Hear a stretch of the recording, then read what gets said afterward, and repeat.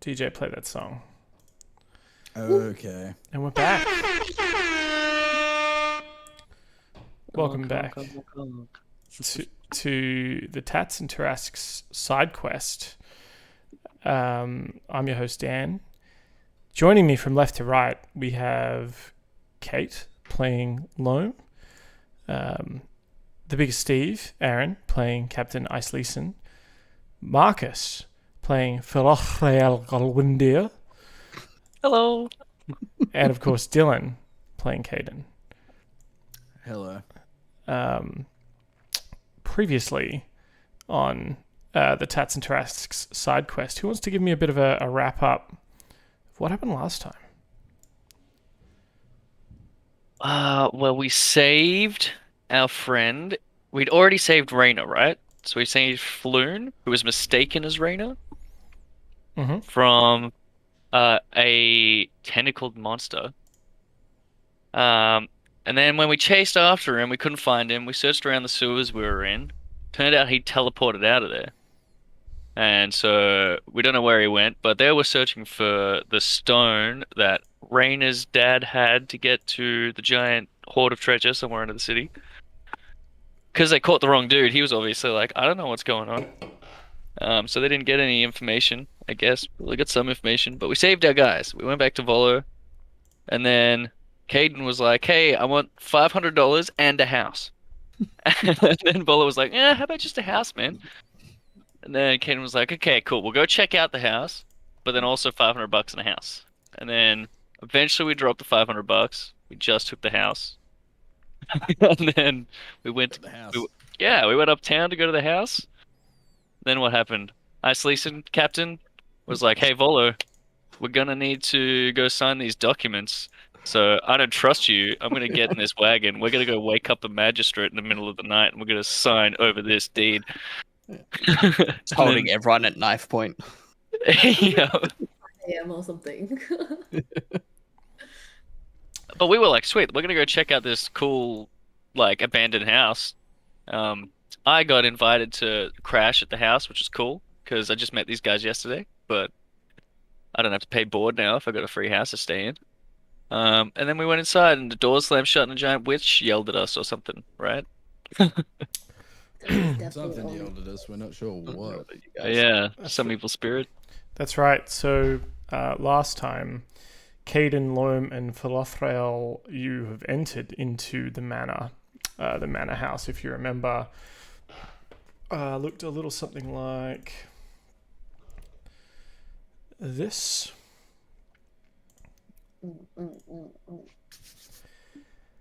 And the front door slammed shut behind you, and you heard a voice. You naughty, naughty children. You're up after dark. Auntie isn't happy. And we cut there. And the three of you find yourself in a sort of tap room that has long been let go. A tap room? Yeah. What's So, a tap room? so like a tavern or a bar. Oh, okay. There are sort of the remnants of stools and tables, but you have to sort of wade through dust and cobwebs to get anywhere. The tables themselves are all cracked and broken. You kind of look inside the chimney, where the hearth would be, usually such a warming place, a lovely kind of home-like atmosphere, but now it's cold and dark and just full of ash. And you realize that you sort of can't make out much outside, as the windows themselves are sort of covered in dust and cracks and cobwebs. What do you do? I immediately look back at the door and just touch the door to see if I can loose the handle to see if I can open it. So you rattle the doorknob to no avail. There's just a crack, crack, crack, crack rattle sound as the door does not budge, and the latch does not open. Loam is going to detect magic. Mm-hmm. So I think that's a 30 feet. Yeah, 30 feet. Cool. And I'm just gonna like slowly kind of, I guess, I am gonna move around the room. Yeah. I'll follow Loam. So you start moving around. You can definitely feel necromantic energy. You also feel fey energy, and sort of a weird mix of the two, shrouded, in fact, in one another. These different kinds of magic interweaving themselves throughout this place. And as you sort of wade your way through the cobwebs, making your way towards sort of the back of the bar, you sort of feel the crunch beneath your feet of sort of small rodent bones, and sort of the crunch of bugs that have sort of died in this place barren of anything to eat. You make your way to the back of the bar. You see a small hatch that must go to some kind of basement behind the bar, perhaps a keg storage, and beyond a sort of corridor that leads deeper, further into the kitchens and sort of the back rooms of this tavern. Is there any kind of like pinpoint direction that is like more like stronger in magic aura or anything like that? Absolutely. For one in particular, you feel that there's sort of the necromantic energy is definitely coming from below you. Okay. Whereas the sort of fey magic is almost like all around you. Okay. I definitely relay this to the guys and let them know that I found a hatch. There's possibly a necromancer nearby. Something's definitely wrong here. As you look down at the hatch, you realize that there's something written on it in Elvish. Ooh. I think I speak Elvish. Can I have a read? Mm-hmm. You see in sort of Elvish script around sort of the edge of the around the edge of the hatch, it says, a murderer is condemned to death. She has to choose between 3 rooms. The first is full of raging fires. The second is full of assassins with loaded crossbows. And the third is full of lions that haven't eaten in 3 years. Which room does she choose? Whoa. Fire assassins and a lion? Is that right? What was the second room? The first is full of raging fires. The second is full of assassins with loaded crossbows. And the third is full of lions that haven't eaten in 3 years. Which room is safest for her? Well, I'm gonna call Phil over because he's the magic man. And kind of, hey Phil, Yes, can Loam? you have a look at this? Maybe you will have some more magic expertise.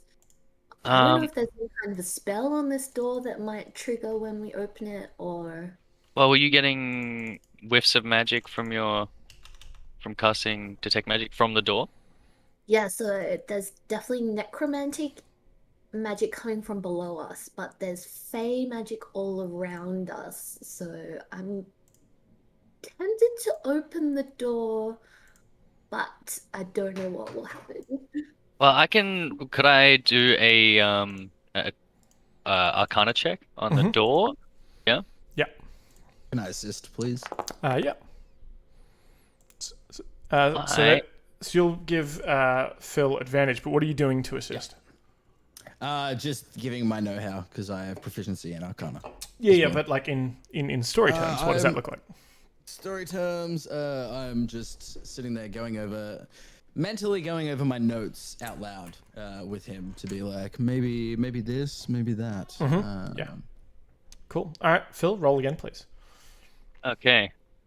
My forge isn't working, but let me know what I get. Your first roll was a 12. Virtual tabletop not found. I'm gonna just roll in D&D Beyond. Yeah. I got a 26. Cool. Cool. Yeah, so you... Wait, don't you have a +6? That's a nat 20. I have a +6. Yeah. So with your first attempt, you're like, maybe it means this. It could have to do with like you start looking, you start sort of going down a path of thought. And with Caden's help, who's like, but what about the conjuration principle of Locktok Gazoon? And you're like, oh yeah, of course, I haven't studied that in ages. And you realize that this is a sort of a portal of some kind that possibly has different locations beyond it, Okay. depending on the magic word you say before opening this hatch will determine where it leads. Do I have any inkling of what those magic words are? Wouldn't they be the numbers for the rooms? 1, 2, or 3? You'd be pretty Yeah. confident it has something to do with that for sure. Yeah. I think Well- we should choose number 3 because those lions are definitely dead. That's a really good point. You nailed it. Yeah. If they haven't eaten in 3 years, then Yeah. They ain't I know lost Rowan 3 will years. be dead if he hasn't eaten in 3 years. But Caden will. look at the captain. I think you're on the money. Caden's gonna chime in and be like, "Did you not detect necromantic magic? They haven't eaten in 3 years. They could still be alive if they are being kept alive by a necromancer." You're right. I think this is a good riddle, though. Like, it's a puzzle, right? If we've got a murderer that's condemned to death and they're escaping, right? Through the 3 rooms, was that it? Mm-hmm. She's gonna die in a room full of fire. Assassins with loaded crossbows are gonna kill her. But I think she's got the best chance that the lions are dead. For sure. It was 3 possibly undead lions. Possibly undead lions. Yeah. Okay, Maybe I- it has- 3 it is. Well, how do you think we activate this door? Can I place my hand on the door and see if anything happens? Yep. So have you said anything? I just want to see if anything happens when I immediately just like place my hand right in the middle of it. Sure. You put your hand in the door.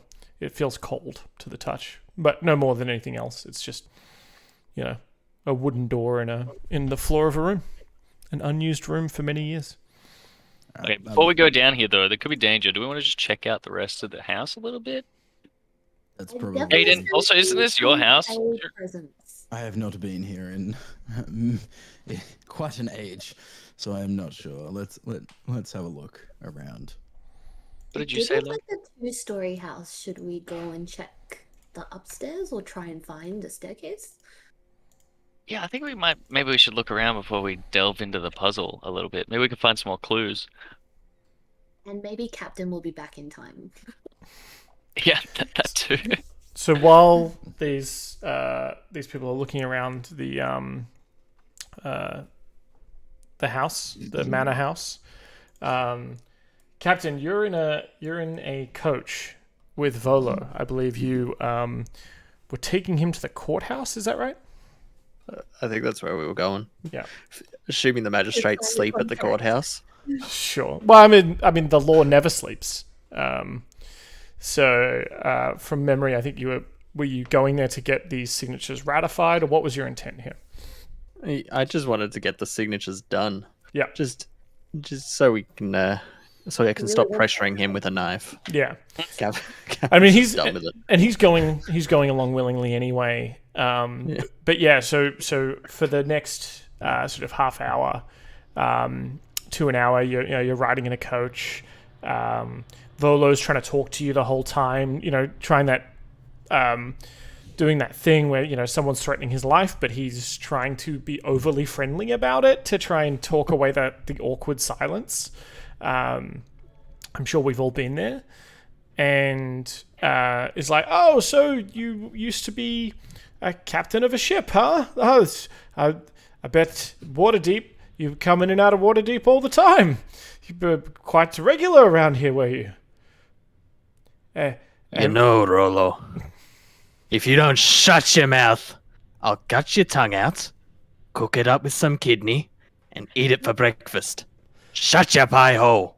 Oh my He's got to misname him the whole time now too, because he's got no idea what his actual name is anymore. Yeah, it's like Inosuke and Tenshiro. The best of friends. Oh my god.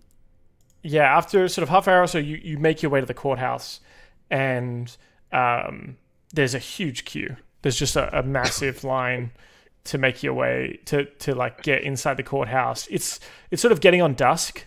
It's sort of getting to early evening, but the lamps are lit out the front. They've got these spectacular yellow lamps, and there's sort of a massive queue out the door of the courthouse. And Volo goes to go stand in the queue. He actually goes and takes a number. There's like a little docket. He has to, and he rips the ticket off and waits in the queue.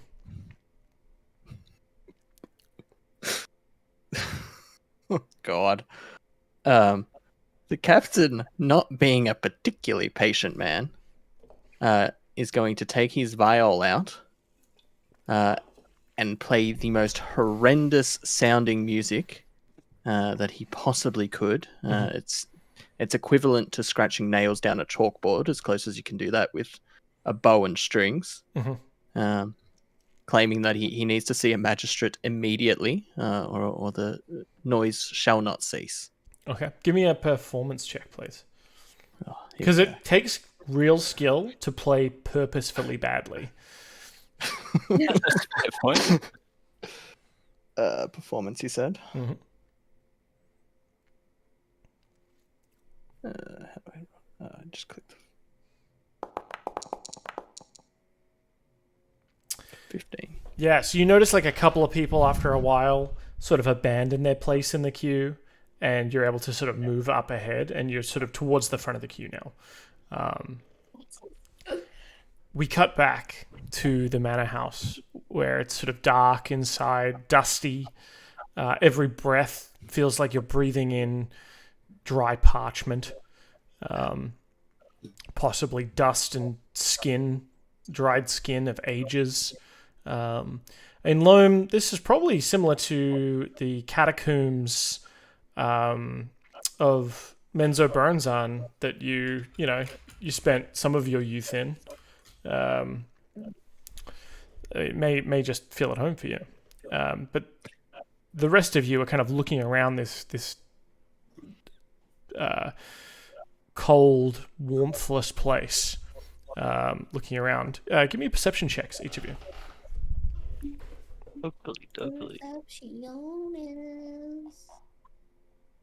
Just want to point out that I can't type in the YouTube chat because I subscribed when watching a video made for kids. Nice. Yeah. Good job. Does it cancel your ability to chat? Yeah. Yeah, it says can't send messages because you subscribed to this channel while watching a video made for kids. Is my video? My video's not made for kids. Sure. Maybe one of them was marked as made for kids. Jeez, I hope not.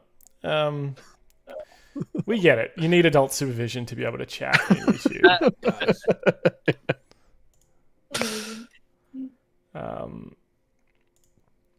I rolled quite poorly with a 9. Yeah, so Phil, you're still kind of reading over this. You're still sort of entranced by this Magic door. This magic door.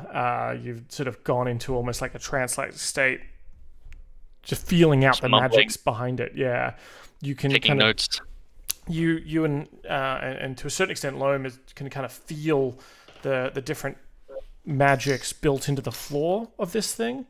But then you're also feeling sort of an oppressive wave of sort of fey magic about you. It almost feels like your thoughts almost feel like they're in soup, and that they're kind of hard to navigate your own mind. It's sort of a bit hazy days, if you will.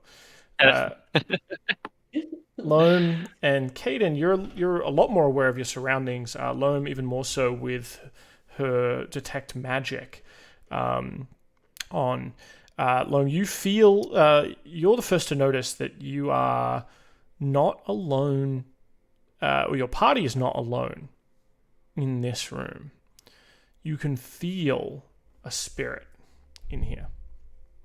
Oh. And as you go to look, sorry. No, continue. As you go to look, and you're like kind of looking around the room, what was still in silent, you kind of see, a brush of spiderweb move aside, and what anyone else would have thought perhaps was because of a breath of wind or movement, that it's something more ethereal. I'm just going to. It looks like Phil's closest to me, so we're both like looking at the trapdoor. I'm like grab his shoulder, and I point, and I just like hurriedly kind of whisper to him like, "There's somebody over there, somebody invisible. What should we do?" I don't. Yeah. Do you have anything to does anyone have fairy fire? I do have fairy fire. That can let us see invisible creatures, but I don't know how you can cast it on it if you can't see it first. But during this time, it looks like room. Caden sort of wandered into the back kitchens area. There's sort of a back door. Trying the knobs, I assume they're all locked and fastened tight. Perhaps these doors have swelled with water and age. And jammed themselves, or perhaps something more nefarious is afoot. As you sort of look, there are barrels and cupboards back here, but all that's left in them are sort of broken jars, pottery that's been smashed. If there was any even edible food at some point, it has long since molded and then rotted away. To nothing apart from sort of semi-organic dust that you find on sort of almost every surface. Your footsteps are muffled by the sort of your footsteps on the stone in the kitchens are muffled by the centuries of dust here and the spider webs. Can I maybe pull out some rations from my backpack and kind of place them on the bar top and just kind of then back away quietly, because fairy fire would work, but I don't have a first level spell slot left, so Oh, unfortunate. I don't know how to fight an invisible enemy. I don't have anything to help us there, so I'm gonna back up with you there, though. She said she's unhappy with us, but she hasn't said that she's going to murder us, so she might just be hungry. So that's kind of, I'm just placing the food, backing away a little bit. You hear what sounds like short, small, quick footsteps. Hello? Towards you. Or towards the bar, from the other side of the hall, the room. This sort of and we then know you're there. Sorry. And then you see that one of the bits of ration, one of the bits of jerky, kind of starts sliding towards the opposite edge of the bar to you, sort of over towards the patron side. Hello, little one. How about showing yourself? As you say that, the food stops moving. We're friendly. I have no idea where that came from.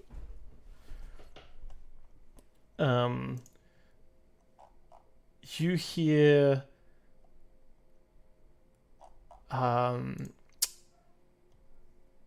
sort of a soft kind of crying sound, like a child crying. Oh, creepy.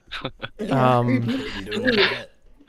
then barely audible, you hear, she's going to find you. She always finds us. Don't make Auntie mad. Who, little one? Who is Has she hurt Auntie? you?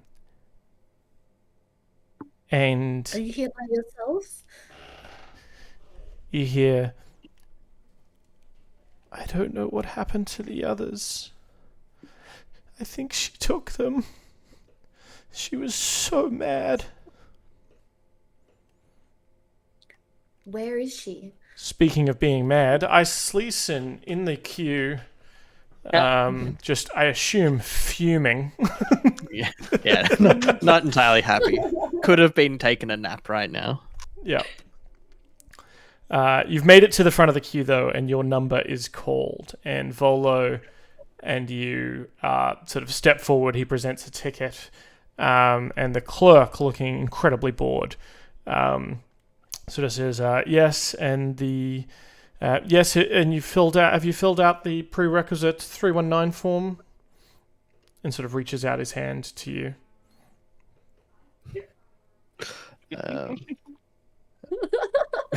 Jesus. I guess listen to paperwork is my favorite D&D set. And then, like, after a moment of, like, you not handing him the document, he finally looks up and looks at you over his, like, gold-rimmed glasses and just kind of, like, looking at you nonplussed. Just... I do have some blank paper on me. I'm just going to hand a blank piece of paper over to him. Mm-hmm. And just tell him this is what you're after, right? Give me a deception check. Yeah, cool. Glad I have expertise Deception in that. check against a blank piece of paper. Yeah, it's not. A new subscriber. Come, It's not bad, though. yourself. So you pull out some paper, but like there is some stuff on it. Like you've got a couple of flyers in there, maybe some mail. You know, Yeah. so it doesn't look blank, but it looks like there's stuff on there. You're like, oh yeah, here, and you kind of just throw it on the table, and it gets mixed up with some of his other paperwork, and he's just like, fine, and like just he stamps it and sort of puts it in sort of a tray, and he's like, okay, yes, good, now I can help you. What is the nature of your needing of the law today? I see you've taken the property and ownership and transference thereof ticket. What brings you before the Justicars today? Captain's just going to kick Volo and be like, you tell him what we're after. Volo's like, of course, noble sirs, we're here for you to witness the signing over of one deed to the Trollskull Manor Tavern and environs, located in Trollskull Alley, North Ward, Waterdeep. I, Volothamp Geddarm, also aka Volo, author of Waterdeep the Enchiridion, also author of Spirits and Spectres, your guide to the undead of the Sword Coast, aka also the author of... At this point, the captain's just going to smack him across the back of the head. Of course. Do sign over said property in payment for services rendered for the rescuing of Floon Blagmar,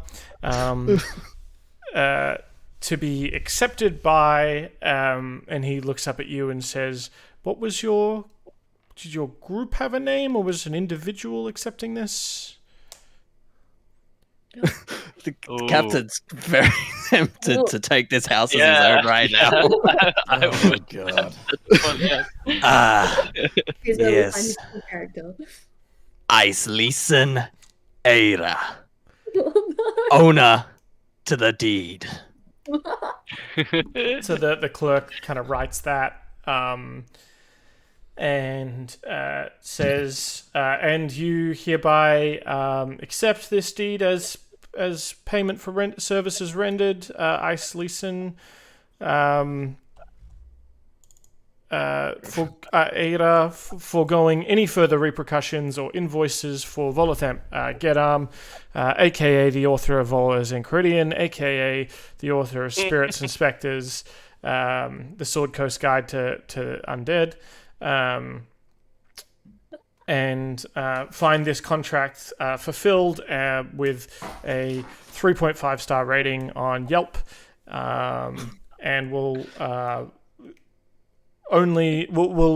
never speak of the actions again, as per the NDA outlined in the document above, heretofore signed. If it means all of you shut your traps, I'll do whatever you say. Just get it done.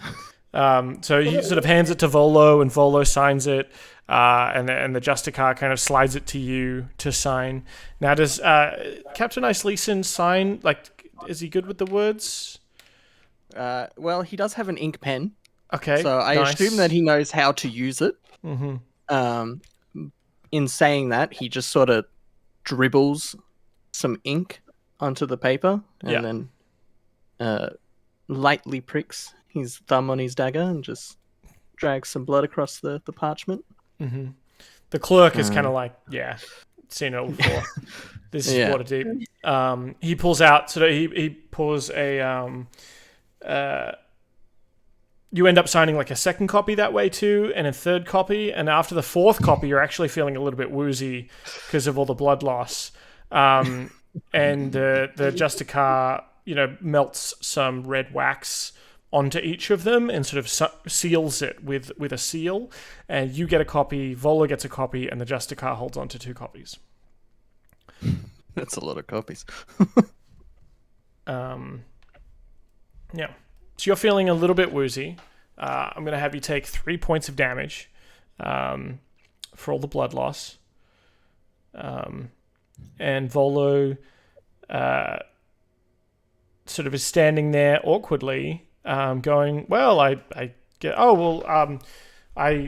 gave your friends the key to the main door, but I guess you probably want the key to the side stairs that leads into the rest of the house."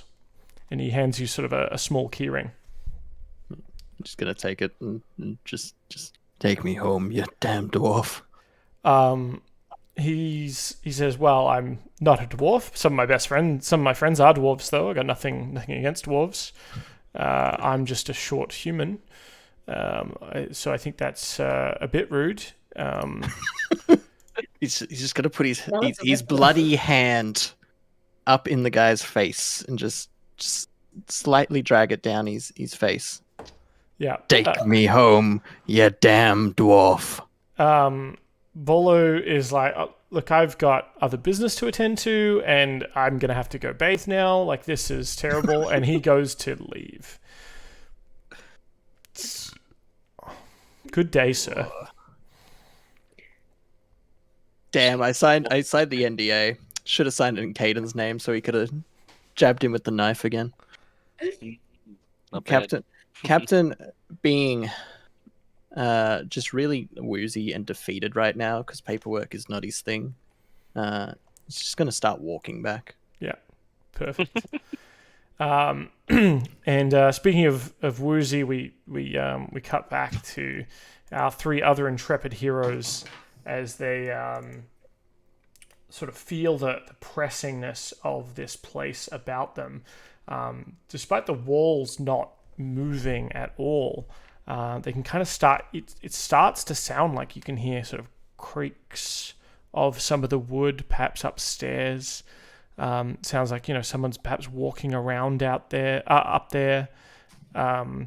and the little voice that you've been communicating with says, "Oh no, she's coming. We have to hide." As you hear a clomp, clomp, clomp upstairs from you. Caden will immediately walk to the foot of the stairs. You Where are the Yeah, you kind of notice that there are no stairs in here. Caden will walk towards the sound that he hears. Well, it's on the floor above you somewhere, sort of in the center of the building, sort of above Does that above low. Sorry. Is there no exit from this room aside from our trapdoor? There are multiple doors from this this building in general, but it looks like all of them that Caden has tried are locked. Caden will walk around Loam and just jump over the bar and stand like next to Loam, but on the other side of the bar, so he's Sure. as close to the sound above him as possible, without being. You don't understand. She's coming. We have to hide. We have to hide. You don't want her to catch you. And Caden will also summon his weapon. Okay. You hear a voice, all three of you. It's the same voice you heard before, and you hear, "Naughty, naughty, naughty, my children. Auntie's told you not to bring pointy things into the house. You will have to be punished for this. You will have to do your chores, and you will thank Auntie in the end." And Yeah. How do each of you respond?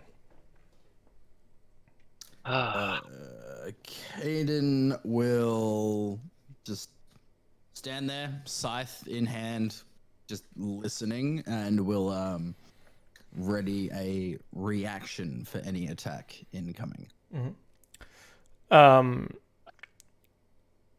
I'd like to say, I'm not one of your children, Auntie, whoever you are. I don't think I'll be doing any of your chores.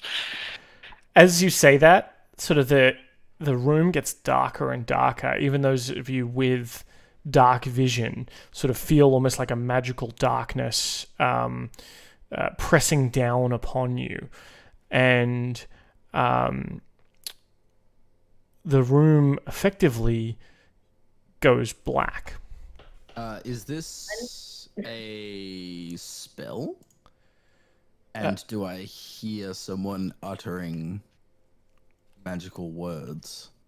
It must be a spell of some kind, but you don't hear any words being uttered. You just sort of see what light there was in the room from sort of the filtered light through the dusted up windows. Sort of starts disappearing as if, a cloud cover outside. It becomes sort of a supernaturally black, as sort of anti-light, as light is sort of sucked away from around the venue. Loam is just gonna, as like Caden is like jumping over the bar, just gonna touch him and cast guidance. Mm-hmm. And then she's just kind of like preparing behind the bar, like watching, but obviously the light is going dark, so.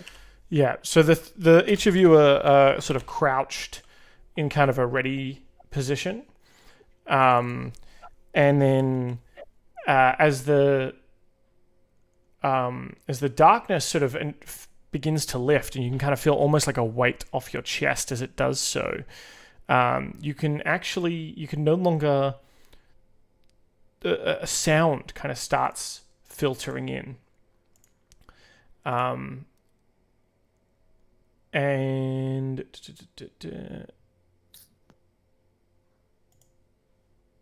that going to work? Maybe not. So the darkness is receding. Yeah. As you look around, sort of you're all hunched, ready to fight. And as the darkness recedes, you actually see that you're standing. What felt like sort of dusty ground is now grassy terrain.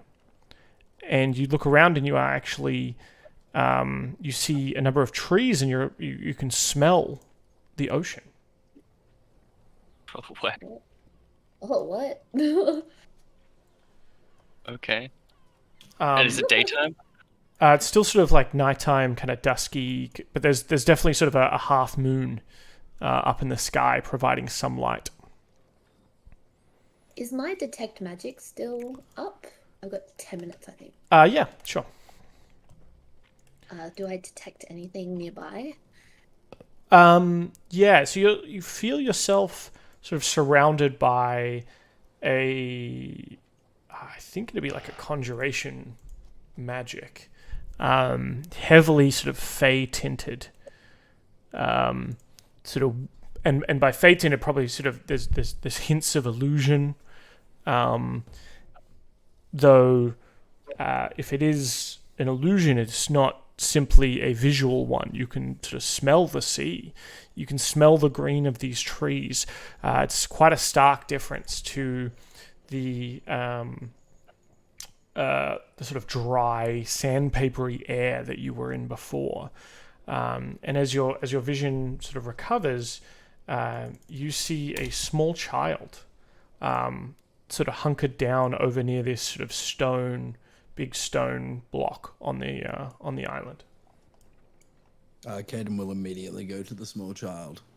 Is the small child eating jerky? No, he's not. He's kind of hunkered down there though. And Caden, as you walk up, he kind of flinches, and he says, "Oh, she got you too. Welcome to the chores place." I'll crouch down and talk to the child and just say, do you know of where this place is, or is it just the chores place? Well, shoot, Auntie said I had to do my chores, and I didn't, and so she took me into a room, and when I opened my eyes, I was here, and she makes me do chores. She said I'm not allowed out until I've done all my chores. I'm gonna do something, try something really quick. I'm gonna take out the paper bird. Yeah. From last session. I'm going to let me just double check that this will work. Yep. Okay. I'm gonna write on the paper bird. Iceleeson. We require you immediately. We seem to have gotten ourselves into some sort of situation. I do not know whether we are here nor there. And I was about to say, Caden. I just throw it. Because in Caden's mind, Caden's assuming that we are in a dream space, so our physical bodies are in the same place that they were, somewhere else mentally. So in Caden's mind, he's hoping that Iceleeson can get there quickly and wake us up from this dream state. All right. So you fold it up. You sort of throw it like a paper airplane, and as it takes flight, it bursts into flame and ash and then falls onto the ground. No, no. Oh. No. All right, so do I delete that from my character sheet, or do Yeah. I leave that there for now? That's gone. It's gone. Okay, remove item. Goodbye. Well, But I guess knowing what you do know about paper birds, aka read the description, you may get an insight I here. have already deleted it. Okay. Give me a moment. Amazing. Good hit. It's gone. I'm glad we So- had that plot device. Well, while Caden's doing that, I'd like to approach the small child and be like, "Hey, little guy, do you know how we get out of the chores place?" She said I have to do my chores, and I don't know I don't understand what she wants. I have to plant 9 trees in such a way that there are 10 rows of 3 trees. That doesn't even make sense. Caden's just going to quickly interject and just say, knowing what I know of paper birds, it could have been intercepted on the way there, or we could also be on a different plane of existence. So you didn't see anyone or anything intercept it. Well, As you let it go, it burst into flame. Okay, so Caden says that we are on a different plane of existence. My theory was incorrect, and we need to find a way back as soon as possible. well, Well, should 10 we rows plant of the 3 trees. Yeah. How do you think we go about planting 10 rows of 3 trees? So, With only 9 trees. yeah. Let me... Loam is very low in intelligence, and so am I.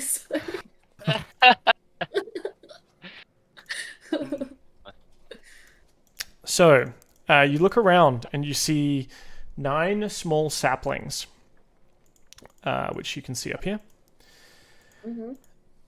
On a bit of a let's peek behind the curtain a little bit. This is a puzzle.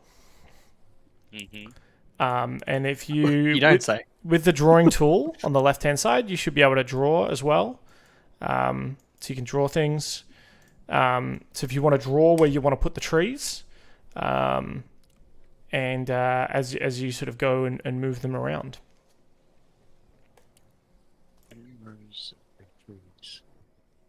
My brain went to one of those like, what's it called? The Roman numerals or something. But I don't think that's it.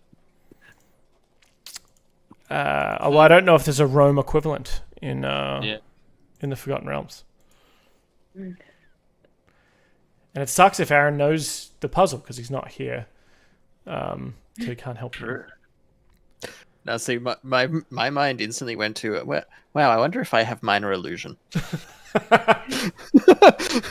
I do have minor illusion. You are an illusion wizard. But I don't know if minor illusioning a whole bunch more trees will work. How do we just draw the pattern that we need? Or you tell me where you want to put the trees, and I can kind of move them. Can we put 3 trees in the boat and then row it? Oh, that's pretty good. Is that boat real? That's hilarious. There is a boat there, sure. Why not? How do I draw with this? 3 rows of 10 trees. Oh yeah, drawing works. Problematically, I do know the solution to this. Do you actually? How do I undo a drawing? You should be able to select it with the select drawings tool. Oh yeah. Oh, yep, and then delete. Okay, cool. Do you know this one, Dill? I have an idea in mind. Okay. Do it. It could be wrong, but does it matter if I draw like here? No, that's fine. Yeah. It's as Alright, much cool, space as cool. you need.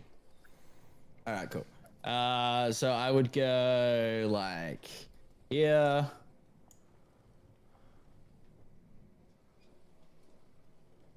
Yeah.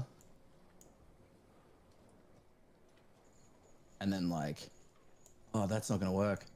I can't put it in the middle of you 2 can. slots. In theory you can. I just don't know how I do it. Yeah. And then I would go like one where Loam is standing. Another one here. One where Loam's here. standing. One here.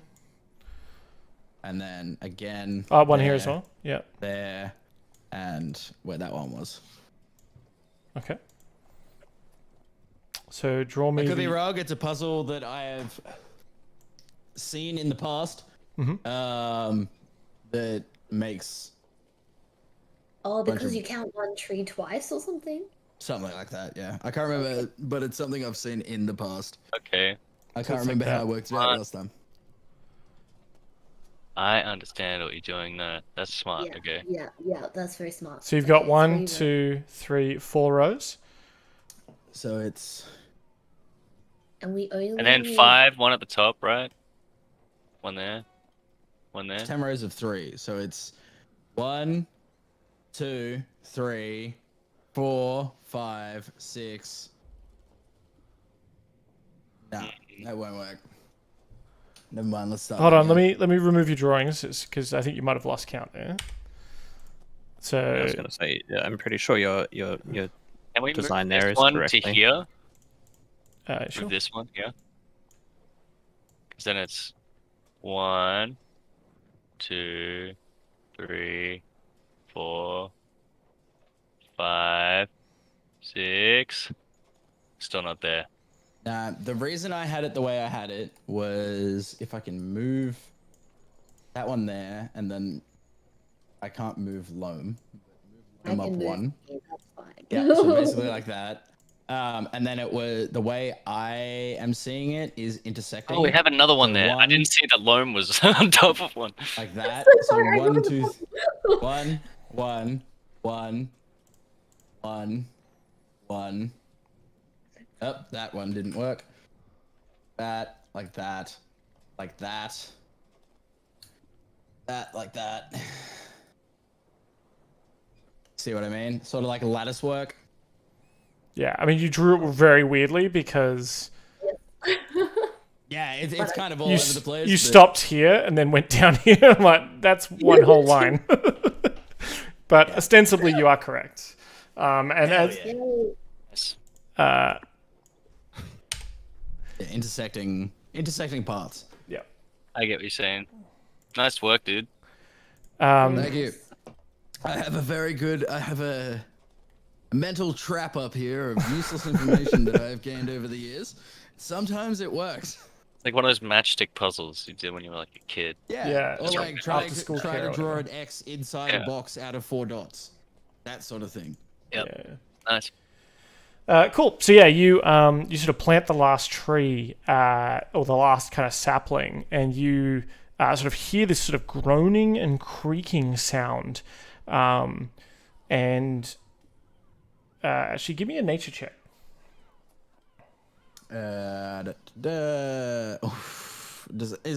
Is anyone good with? No one, because this is just. Never mind. I'll just do it. Oh, okay. It's not that bad. So I have a -1 to nature. I was like, can someone help? You sort of this sound, this sort of groaning and creaking sound. Caden, you realize like this is the sound of trees growing sped up as the trees actually start sort of growing and expanding and shooting out green leaves and spouts. As the sort of trees grow to their full height, you see that there's sort of like between two of them, a sort of a portal has opened up, lit up, and is showing sort of another kind of foresty scene on the other side, devoid of any water or anything like that. But beyond are sort of these 3 stone cans. Alright, We've got one big portal, right? With Mhm. 3 stone. Okay. Shall we go through? There's nothing but for us here. Yeah. Yeah, I'm up for Aiden it. will Are you just coming, quickly small child? say- Yeah, We'll that, say quickly to Phil, do you want to inspect this portal before we go through it? I mean, sure. Yeah, I'll give it a little look. I feel like it's pretty self-explanatory, but may I give it an Arcana check? yeah.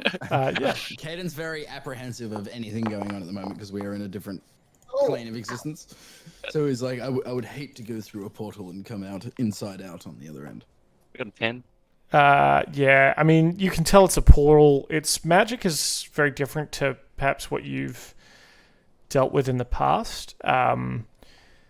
Because usually, like a portal, you'd have to you'd have to make the magic circle and write the runes and all this kind of stuff. Whereas this one just like appeared between two of the trees. Okay. But whether Caden goes good enough for me. Goes through it. It's not magic that I understand, but something to do with these trees activated it. He's already gone. Okay. Well. Loam just grabs Phil's hand as he's like walking towards the portal and steps through with him. Oh wait, I want to bring the small child with us. Oh, okay. yeah. Can I call to the small child? Yeah. So like you step through and you turn around to call to the small child, but all you see is Loam. But then like Loam turns and like the small child is kind of like holding on to the back of her robes, sort of like a child at a mall, at a shopping center, or a busy marketplace, I guess, if we want to be more fantastical. Not wanting to let mum go. And he's followed you through. Cool. Can I ask him what his name is? Little guy. Can I just immediately turn around and sense motive on the child? Sense motive, as in like an insight check kind of thing. So he's clinging to me, and I just want to make sure that he's not gonna suddenly become a bad guy. Yeah, sure. Give me an insight check then. Yeah. Insight. Cool. I got +6 on that. Oh, gonna need it. 12.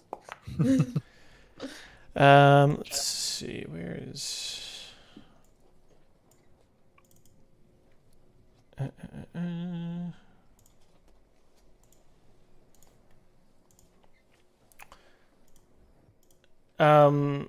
I mean, this is clearly a scared child. Okay. Kind of lost, didn't want to be left alone there. So obviously, like, sort of grabbed hold of you and followed you through. And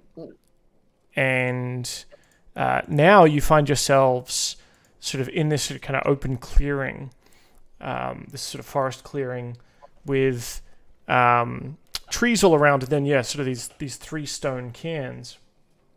And the kid kind of lets out a bit of a sniffle, and he's like, "Oh, I thought we'd get to go home." We'll find your home, little guy. Where is your home? Where are you from? He says, "I'm from Waterdeep. The Troll Skull Orphanage." Oh. I think he's been here a long time, guys. Yeah, the manor used to be an orphanage. Caden, Yeah. do you remember the manor ever being an orphanage in your time? I do not. The only thing I remember of the manor was it being my home. Wow. If we're in Oh, Fey Magic's about... Are you from the orphanage too? The place is my home. Of which age are you from, child? I've got to be at least 7. Well, I I think am Captain's much older not than there. that. So I remember it as a child, and I am much older than 7. So I do not think so, child. Speaking of, good thing the captain's not there. Captain, Yeah, he would have drop punted that child. you find yourself outside the manor house. No lights are on inside. It's taken you a while to walk there. It's sort of very late in the night now. You've, I assume, quite grumpy after your walk. Yeah, he just really wants a nap. Yeah. But as the good person that he isn't particularly concerned about the lack of lights, but he is curious. And so he's going to go take his newfound key and go find the side door. Mm-hmm. I'm assuming that's around this end of the house.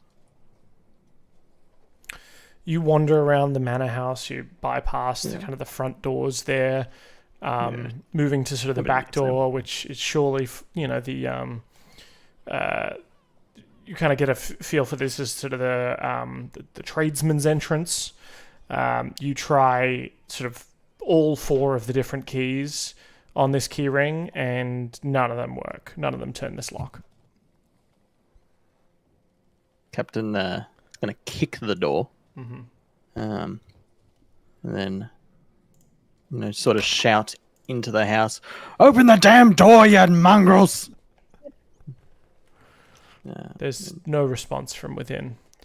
Though, actually, from this side of the manor, you see what appears to be sort of a small lamp in one of the upper windows. Bastards are gone to bed and they didn't wait up for me. Captain's going to go around back to the front. Mm-hmm. There's the front door. There. Hopefully they left the front door unlocked. How awkward. You rattle the door. They did not leave it unlocked. These bastards.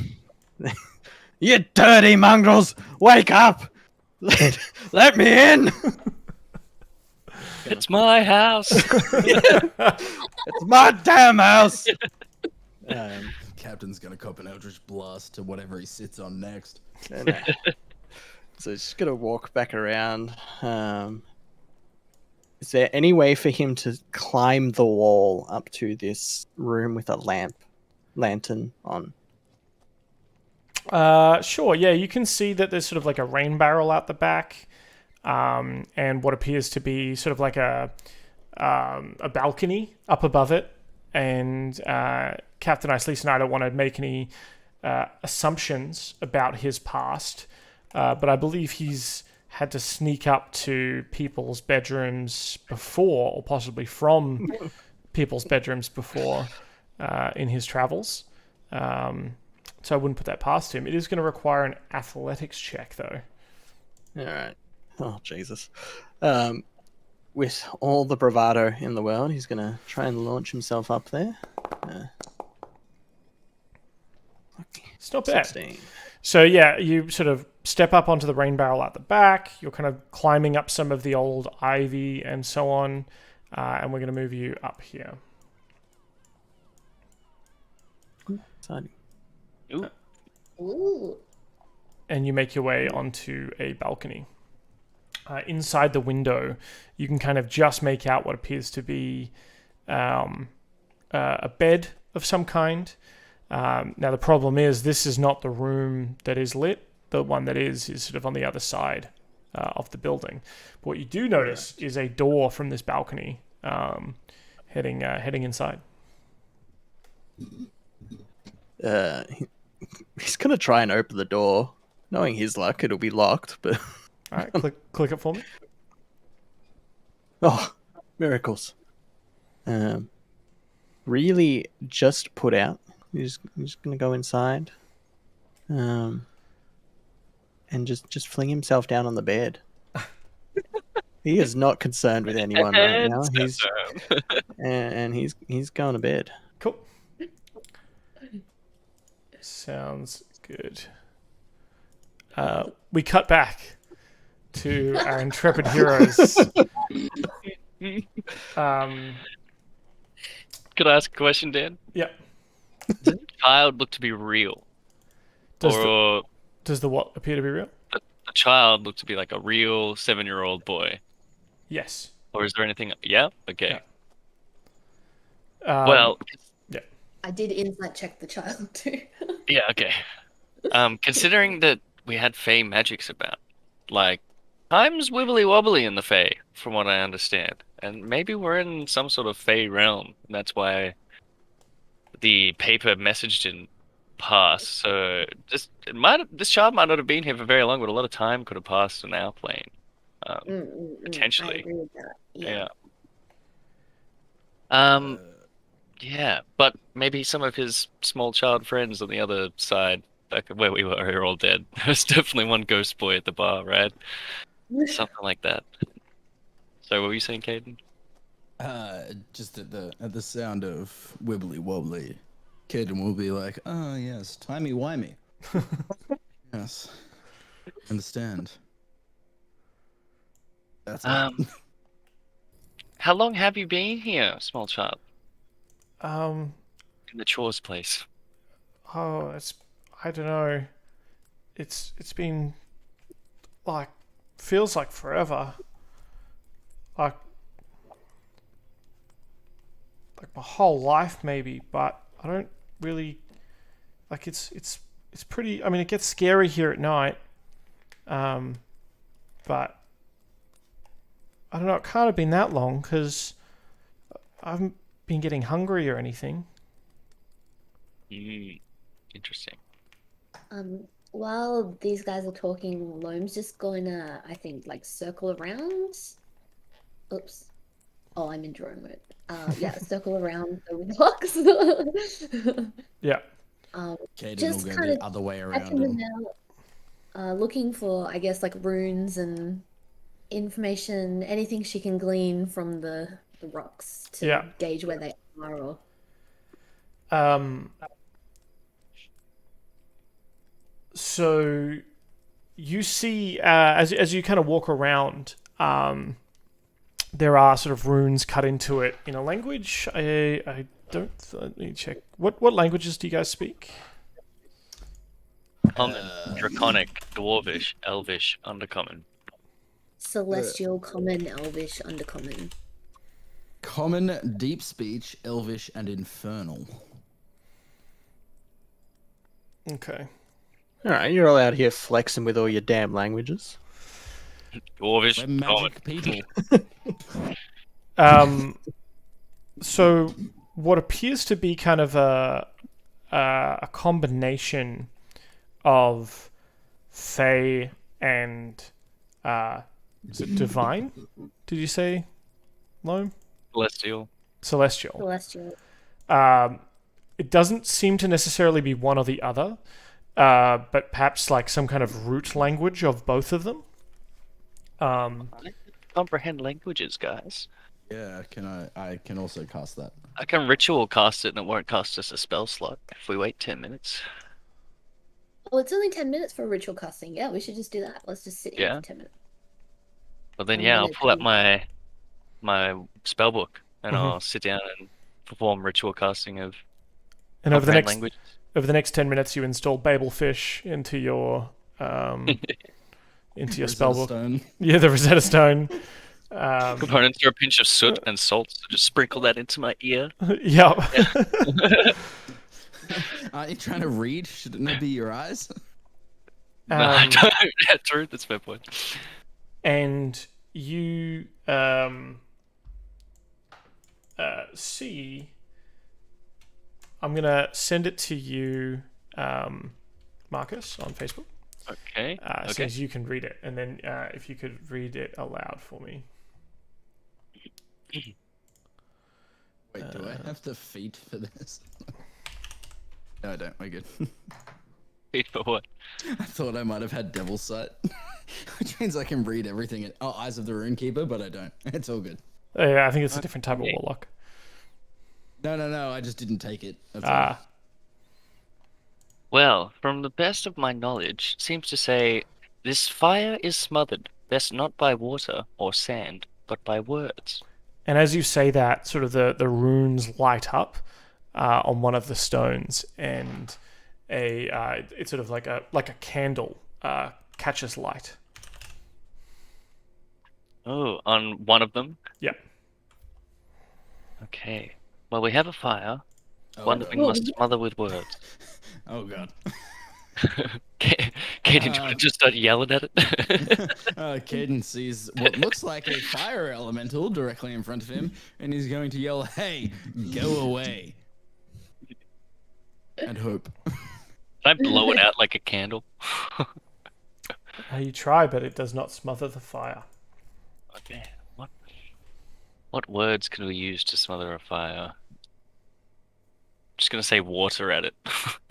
Oh wait, I can't speak the language that it was written in, but and I mean the line is that the fire is smothered best not by water or sand, but by words. Can Caden just say wind. Nothing happens. In fact, I think the fire starts growing a little bit. Oh god. Not good. It's gone from being large to huge. Be a good time for the wordsmith himself to be there. Shut up, you stole the house. And you're Nah. asleep. Well, he's an elf, so he's technically meditating. Yeah, well, I guess. I'm not doing good at these An puzzles. Eldritch Blast appears out of the void and knocks the bed away. It's not very nice. Yeah. Sorry. Smothered by words. Smothered by words.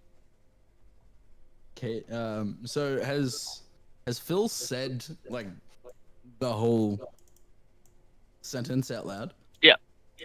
Yeah. Caden's going to try and say, like, he's going to just skirt around it to get back towards the party. And he's going to say words. Words. The flame grows slightly. I like Can your I- thinking. Pull out Caden's an gonna look- ink pen and write the word snuff on the stone that's on fire.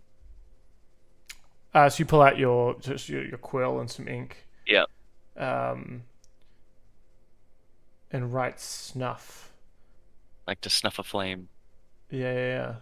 It does not grow bigger. But okay. Writing, not speaking. Maybe not the right word.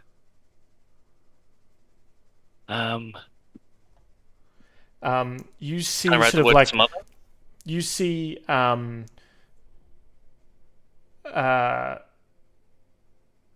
you see the like more runes flash up, and with your ability to sort of read this language, you see a actually no wait, give me an Arcana check. See if I give you Okay. Oh, I rolled 2 bags. I take the first one. this. It was 10. First 10. one. You think Yeah, this is second one's more way better. about naming. So you need to name this thing, this fire, this flame. In that language? You need to be able to say its name to have power over it. Name of the wind. That's right. Some Patrick Rothfuss stuff. Okay. Yeah. Can I write the word like inferno? Or maybe that's bad because then it's just going to get really big. Caden's going to nod and say, yes, try that, please. Okay, but Anything. can I write it in the language that the runes were in it? Sure. Am I capable of writing that with comprehend languages? Yeah. I'll allow. Yeah, so it's close enough. It's runes. They're just scratches, really. Yeah, okay. Belittling Well, I'll try that. this person's language. So you write Inferno on the stone, and nothing happens. Mm. Just fire? Just the word fire? Nothing happens. Ah, any suggestions, team?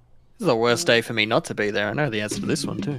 Ah, Maybe you shouldn't have had a nap.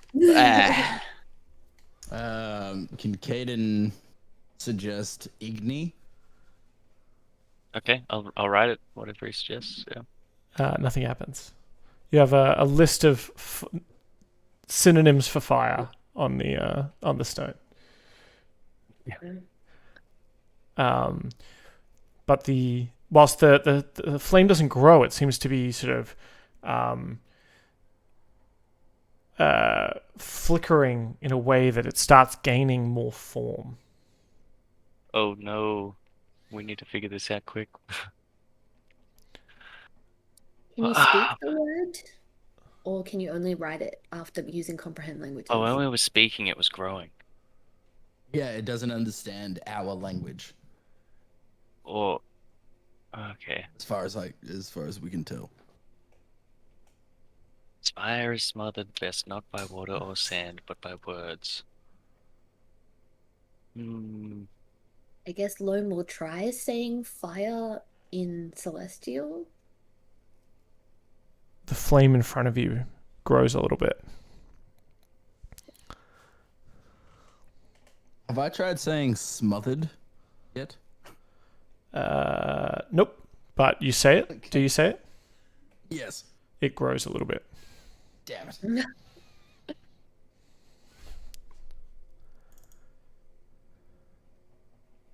I don't know what word to use, guys. It seems to be almost bursting out of this rock.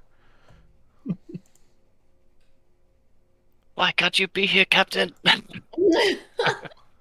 Sitting there with your smug face. I know exactly what's happening. Taking every part of me not to drop a hint. Every What? part. Just message it to us. No, you can't. You can't. No. What grows with? And it's something to do. We had something to do with naming it, right? Yeah, it's familiar, but I don't. It's on like I feel like it's on the tip of my tongue, but I don't want to fuck it up anymore. Maybe if you fuck it up, we get to fight a fire elemental though. That's do I- totally what's gonna happen. Do I? Yeah. Do I just? What's the consensus? Do I just say it? I feel like writing was working better, but maybe it is. Do I tell you? No, to write saying it? it was actually having an effect. Writing was just doing nothing. So maybe we do have to say the right word. All right. Do we? Go for it, man. I got nothing. Is it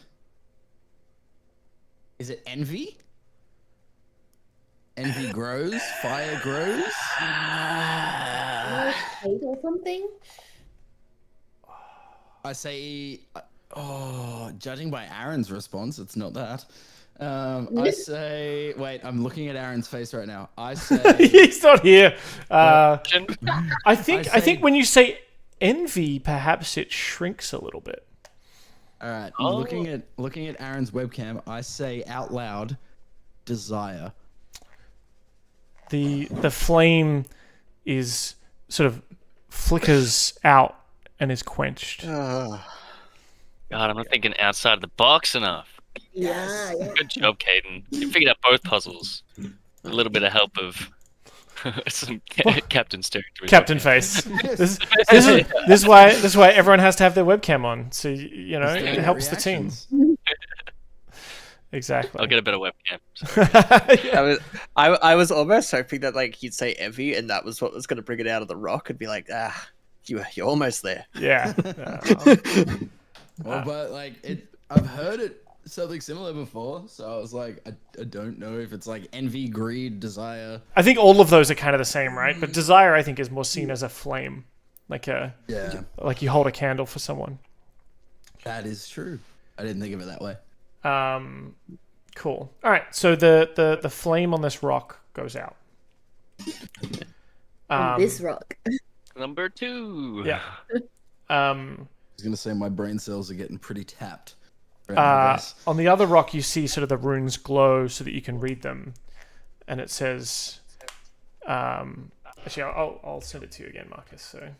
Okay. I can read.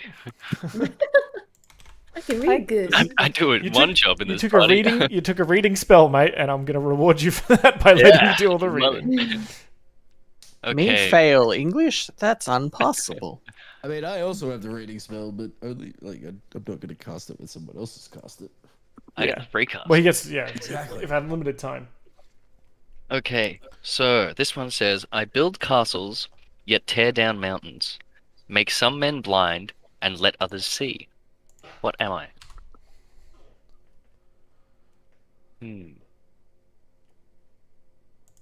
I build castles, yet tear down mountains. Let others see. What am I? Is it? Oh, Time. did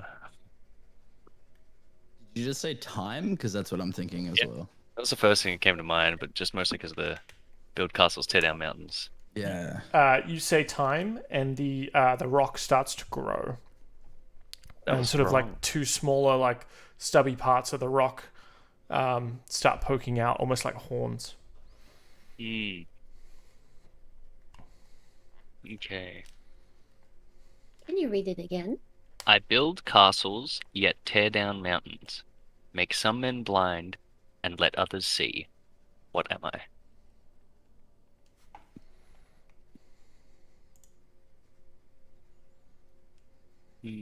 Caden, are these all elemental style questions? Well, the last one was fire, and this one's seems earth-based. So what was the first one? I build. Oh, what was the first one? This fire is smothered best not by water or sand, but by words. The answer's sand. The second one, Yep. sand builds castles. Sand castles, yeah. What were you saying, Dan? Do you say that out loud? I say it out loud, yes. Yeah. The horns on this rock stop growing and sort of retreat back in to the stone. The answer's in the question. Because sand like makes glasses, so that some people could see, right? And it blinds you if you get it in your Yeah, eyes. pocket sand. Answers in the question. All right. I bet you can guess what my third answer's gonna be. For it. It's where I hope he throws you a loop here. It's I unrelated. feel like he probably is. What is it? Just got a whole list. So I'm going to read this last one. What is it that you keep when you need it not, but throw out when you do need it? Could you repeat that? What is it that you keep when you need it not, but throw out when you do need it?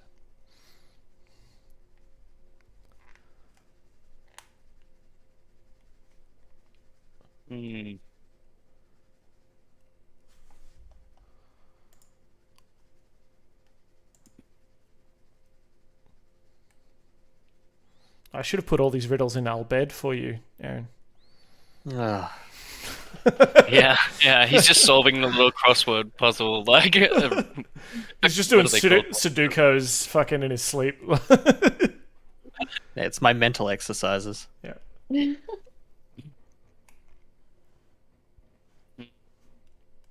That you keep when you need it not, but throw out when you do not need it. Throw out when you do need it. Caden is just going to say questioningly or inquisitively, water? These are all very pirate-related riddles here, Dan. Look, I set up the world. I don't determine who's not going to fucking be there, okay? Yeah, you're the one that disappeared in a fucking carriage. As you say water, cracks in the stone start appearing, and sort of a whirlpool of water begins to emerge from the stone. Can I make Arcana check? Yeah, can I make an Arcana check on the stone? See if there's anything that could sort of gleam anything towards an answer? Sure, give me an Arcana check. Or a hint? Ooh, or something? The first thing you notice is that this appears to be summoning some kind of water elemental. And based on the other riddles and answers, you could consider that there is a water theme to this riddle.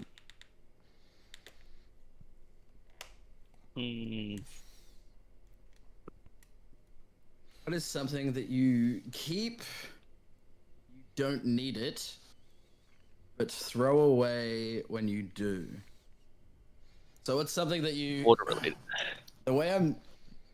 What's something that we would hold on to when it's not of need, but put it down when we don't need it? I'm looking at Aaron's face. I reckon Aaron's it down. probably got it.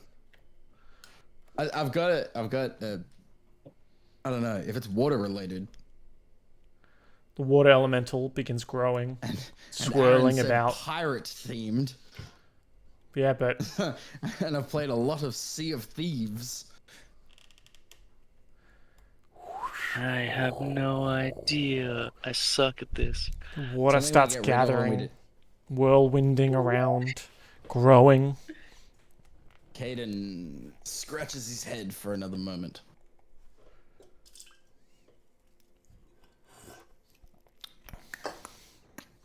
Caden says,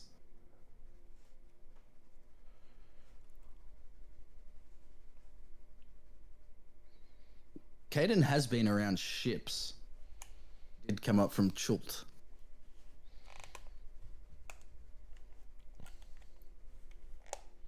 Mm, Water.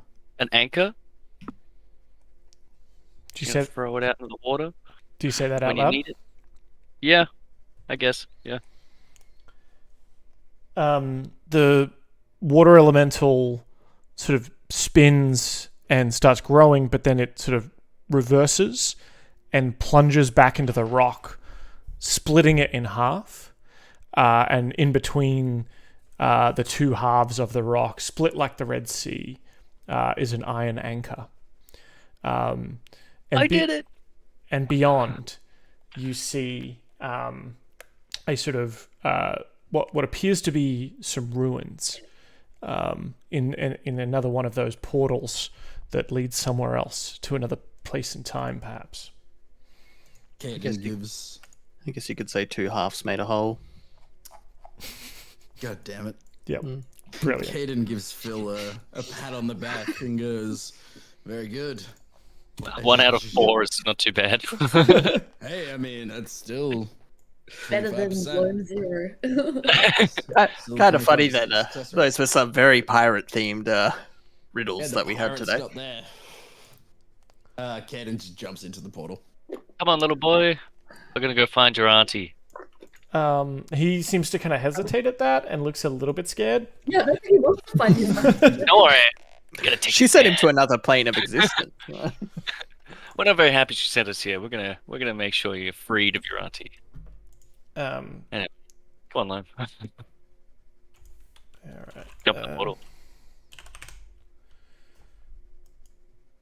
Okay, so each of you jump into the portal.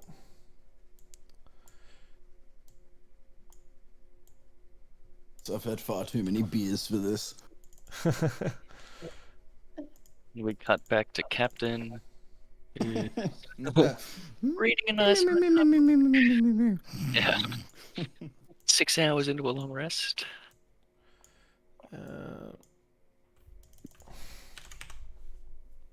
I'd say 4 because we've had 4 riddles.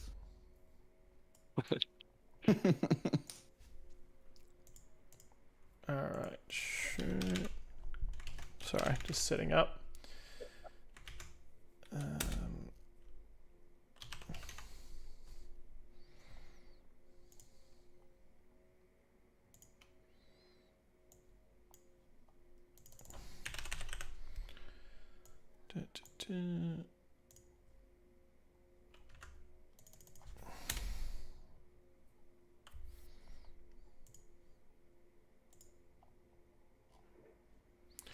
All right.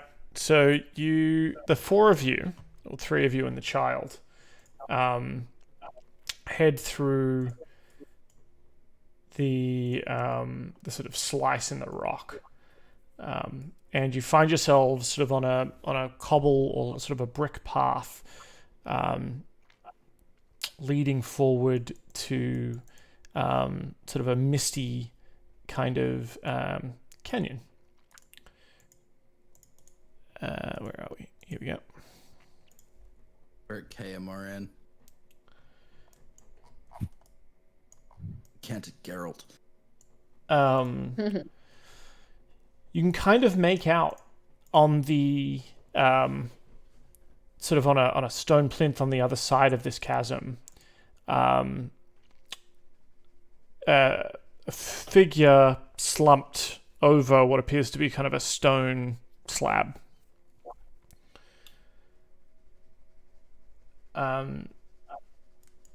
Beyond, up on the up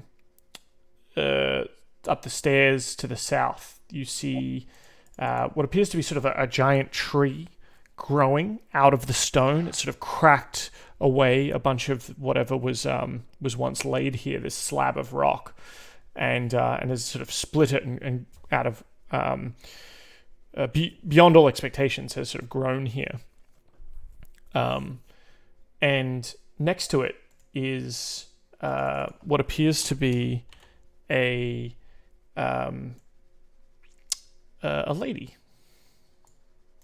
Where is this lady? down here. South. Okay. I am immediately going to thunderstep.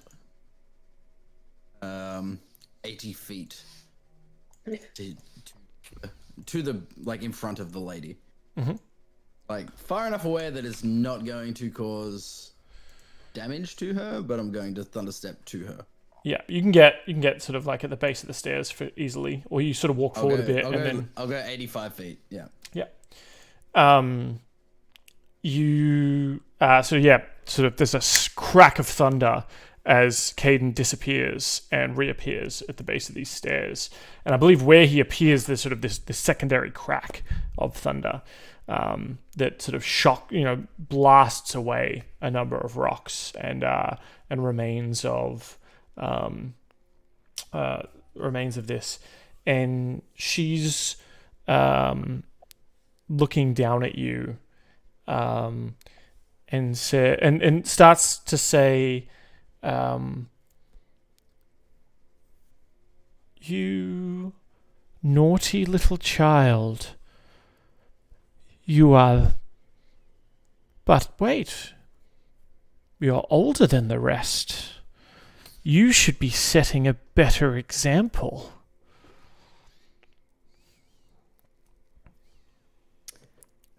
Caden's immediately going to say, and who might you be? I've been hearing your voice for... Time is not very uniform in this place, but I have heard your voice. She says, of course you've heard my voice.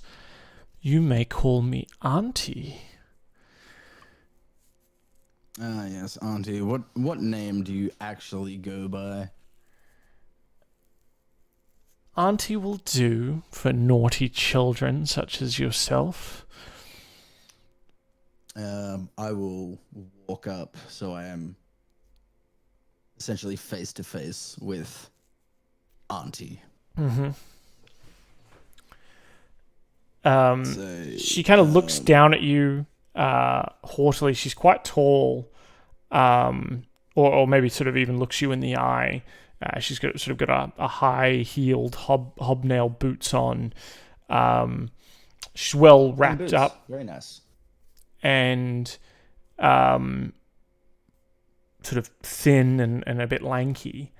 And sort of a very unimpressed look on her face. And she says, you've taken the boy. You're trying to take the boy. He's not ready to go yet, and neither are you. I'll interrupt and say, I am not trying to take anyone. I am trying to get back to my home, of which I heard your voice in as well. I'm trying to help the boy.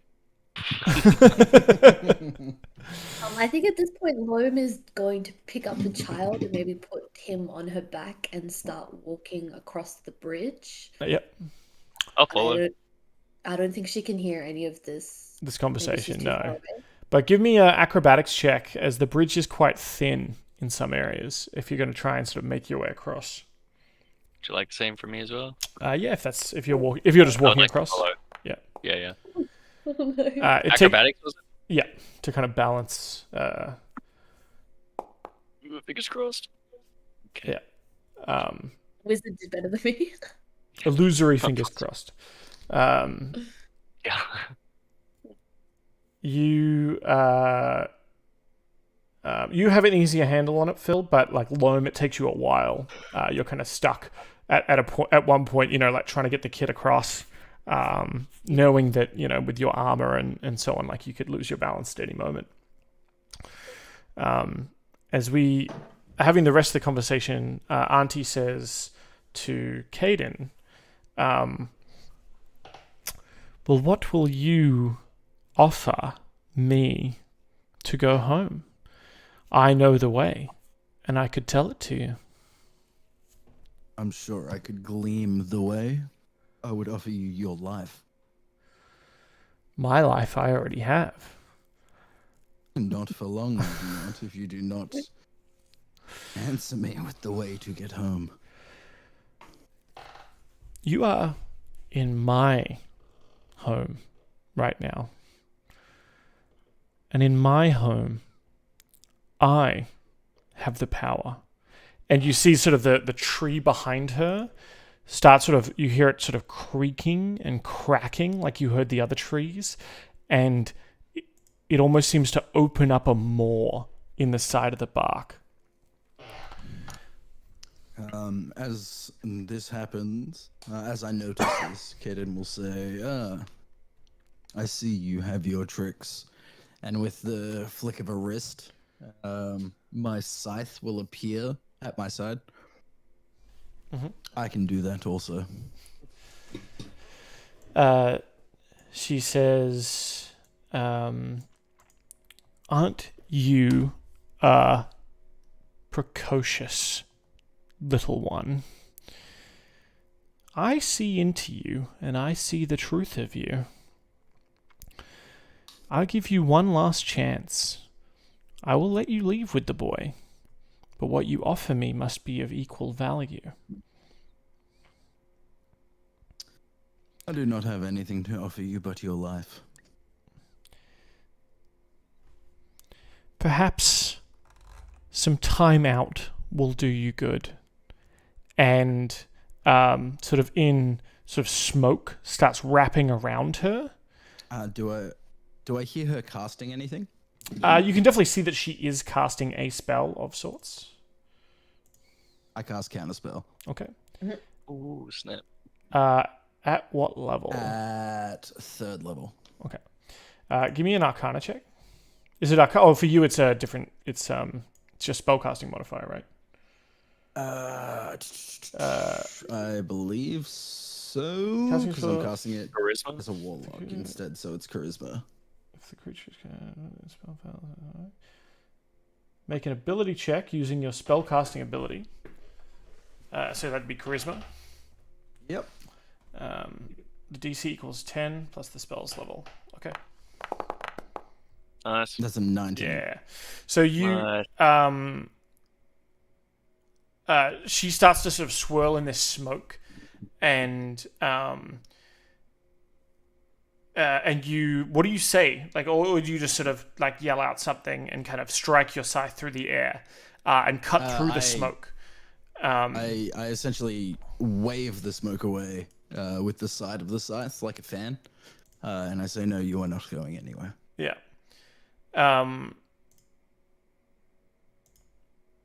Okay.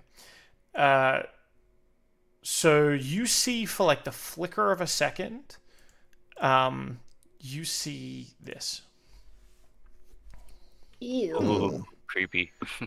All right, so Her true do form revealed. We're gonna roll initiative now. Do I see this as I wave the smoke away? Yeah. So like beyond the smoke, there's sort of a as you kind of like cut through the magic, undoing the spell. You see that for like an instant, and then she's back to the sort of beautiful matronly look that she had before. All right, I want to revise what I said. I want to say, "Hag, you are going nowhere." Okay. And then roll.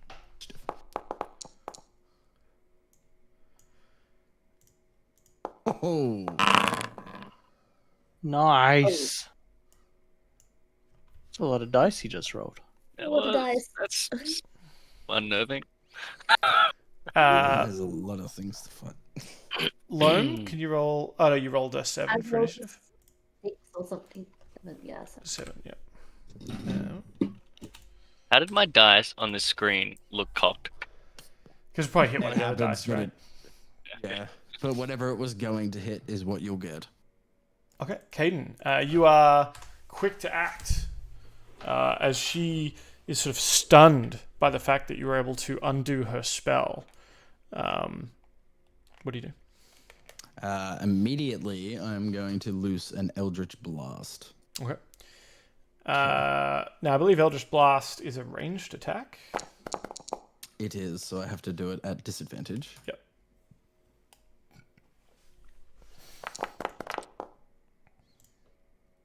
So there were 2 rolls, 22 and a 24. All right. So that's 10 damage for the 22. Okay. 10 damage for the 22. Yep. All right. Do I have anything extra on my Eldritch Blast? I have. Nope, that would have rolled with it. Yep, +4. Okay, all good. Okay.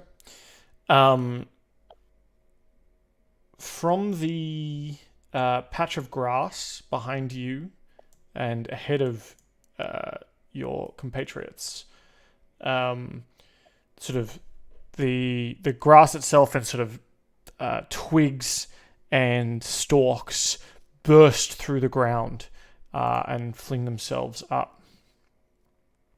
Wait.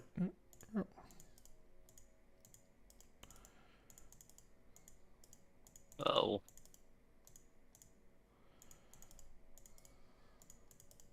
Yikes. Alright.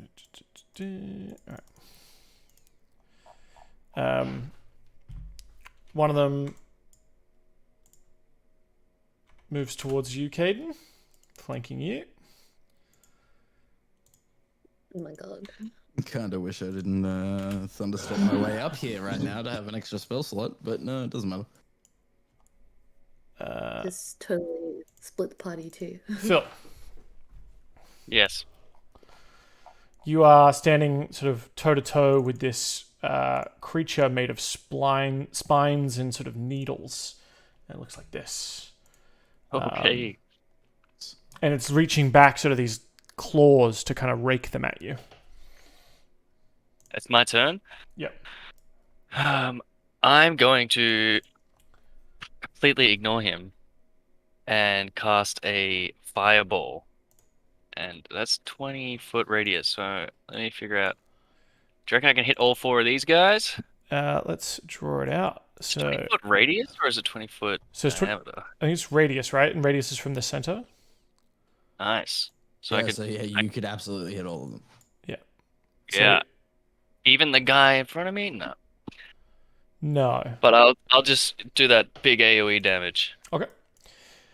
And I will cast Fireball at 86. Reflex save for half. Okay. That's pretty good. Dexterity DC 14. DC 14 for these guys. Like, they're not super dexterous.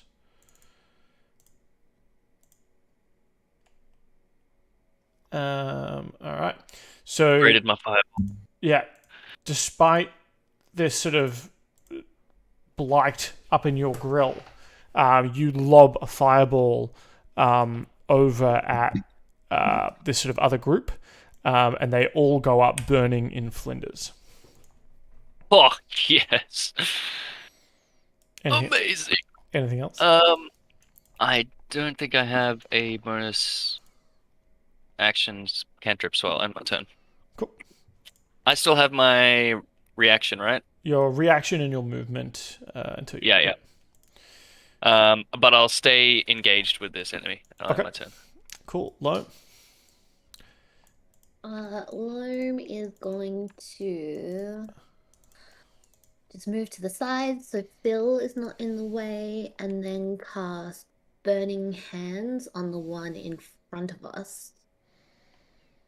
Do. Do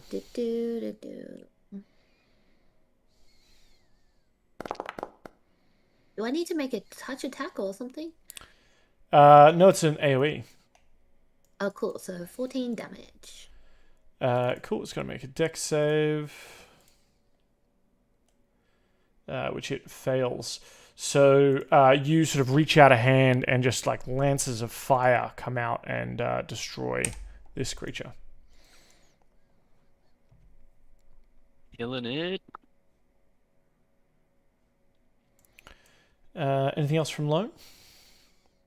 Can I move further up? Yeah, you can move up to the rest of your movement. 5, 10, 15, 20, 25. There I am. And that's the end of my turn. Okay. All right. The lady in front of you, Caden, she says, she kind of looks at you and says, "You're a naughty, naughty boy. Perhaps some time out in this place will teach you some respect." And the creature, the giant tree behind her, sort of reaches out with one of its roots, and sort of tries to grab you with its roots. Oh god. I assume 11 does not hit. No. Right. I was about to say with an oh god, I was like, oh no. No. Failing that, it's going to reach out and try and whip at you with a branch. That's going to be a 22 to hit. Yeah, that absolutely hits. You take 17 bludgeoning damage. Holy shit. Yep. She kind of reaches back and sort of strokes one of the tree branches as it kind of like leans down to like it bows its bows to her, and she goes uncaringly goes to just like turn around and walk away from you. You're going to get an attack of opportunity here if you'd like to take it. Yeah, with my weapon out, I'm going to definitely make an attack of opportunity at her.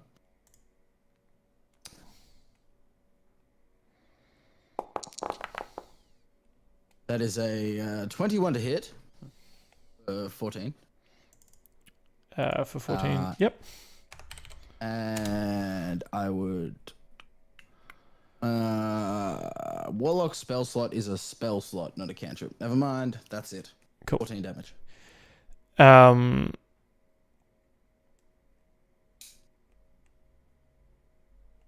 Yeah, okay.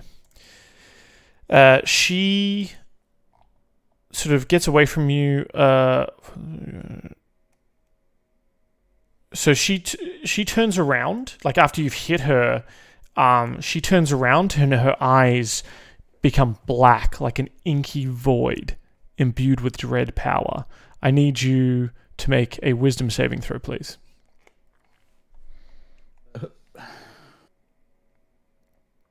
That is a nat 20. Oh, jeez. That's pretty good.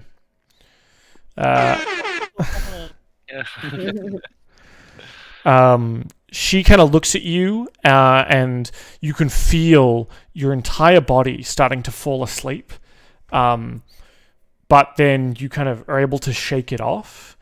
And she looks at you, and you think maybe there's like a modicum of being ooh, I'm impressed. At that. Was she trying to charm or put me to sleep? She was using a spell on herself. Okay. That. If it has the effect of charm or sleep, it can't do anything to me. Gotcha. Regardless. Oh, there you go. I'm an elf. Yeah. Okay. Yeah. Well then, yeah. There you go. It's interesting because it's just magic can't put you to sleep, and you get an advantage against being charmed. Yes. Fey ancestry. Yeah, gotcha. Cool. All right. Well, she sort of she raises an eyebrow at that, and says, "I guess there's more to you than I first realized, young one." And she says, "But you will join the rest of them."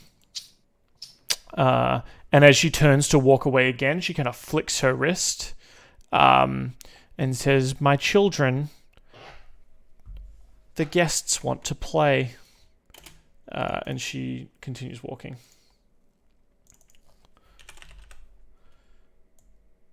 And you hear sort of the sing-song of children.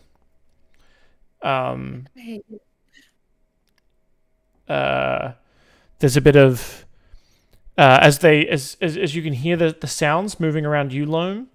You hear them singing. Itsy bitsy spider came up the water spout. Down came the drow and washed the spider out. And this sort of ghost of a child comes up and tries to grab you. Gross. Thanks, I hate it. Can it be blinded?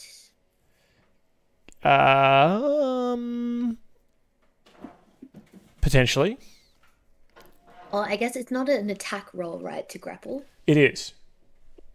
Okay, I would like to give it disadvantage on that one. Mm-hmm. Okay, so it's going to roll again. That's a 22. It sort of, as it flies past you and it's doing the itsy bitsy spider hand symbols that are just even more creepy in tiny hands. It brushes past you, Loam. And you take 13 necrotic damage. Ooh. I have resistance to necrotic, so what does that mean? You take half. You can round it down. So I take 6 damage. Yeah.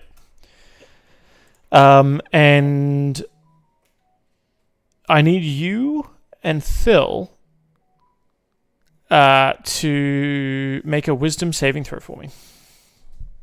Wisdom saving throw. I'm good at those ones. Yeah, same. Oh my god, it was gonna be a 19. Ooh. Oh no. Okay. Was it 9? Okay.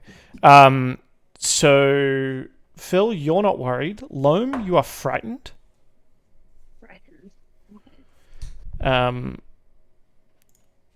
Frightened is you have disadvantage on ability checks and attack rolls while the source of your fear is within your line of sight, and you can't willingly move closer to the source of your fear. Okay. All right, one of the final needle boys is going to walk up and sort of raises his arm, and needles shoot out of his hand. This time for 21 to hit on you, Loam, for 4 piercing damage. That hits. As these sort of like little children, these ghost children, are kind of floating around you and fucking with your shit. How dare they? Yeah. Captain, there's a bit of a commotion, and you find that the soft bed that you were sleeping on at some point has turned into a hard slab of stone. How much of my sleep would you say I actually got?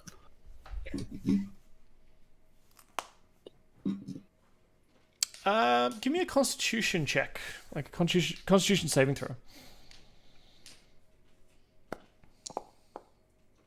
Jesus Christ. Yeah, it wasn't None great. of it. It wasn't great.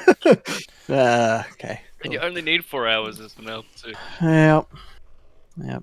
Cool. You got a short rest, if that helps. Perfect.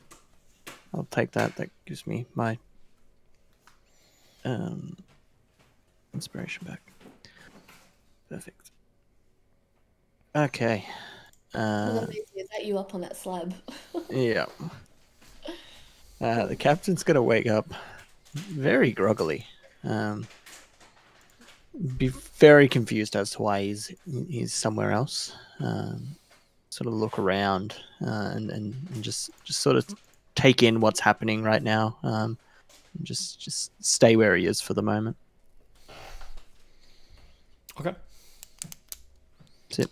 You overlook this area through the fog. You can see what appears to be Loam being terrified of these tiny ghost children. Phil and a tiny human child sort of on the bridge. Caden is between a tree and a twig man, having just copped a branch to the face. As we go to Caden's turn.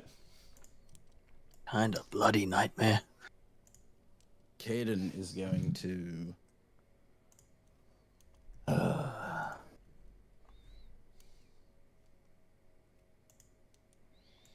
Can't move away from this fucking guy. Actually. Caden is going to just once again loose an Eldritch Blast at the hag. Okay. And say, get back here, you hag. That is a 23 to hit for 6. Okay. Yeah, it's you launch this sort of blast of eldritch fire past the tree at her. It sort of hits her in the back and rolls over her. She turns around, seeming mostly unfazed, or seemingly unfazed, and just like looks at you, and says,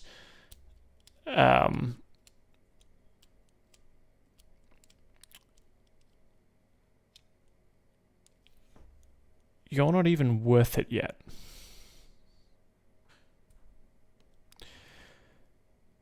Do you mean yet? I see great potential in you, but not yet. You could be great, and perhaps with my favor, you could be excellent. But right now, you're not even worth a nightmare.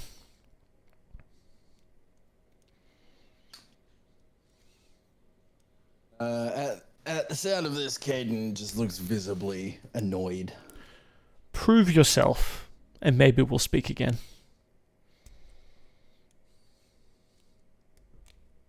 I still have a bonus action, so I'm going to Hexblade's Curse. Stickman behind me. Mm-hmm. What does that do? +3 bonus to damage rolls. Score a crit on a 19 or 20 and regain 9 HP if it dies. Mm-hmm. I'll just make a note of that in case anyone kills it. Cool. Well, it's going to try and kill you. It tries to claw at you. Kablam for 11 to hit. Oop. Nope. Philofrael. I'm gonna keep my distance, but summon a mote of tiny fire in my hand and throw it at the stick guy, like the pointy guy that's still in the bush or in the grass. Yep. Roll to hit.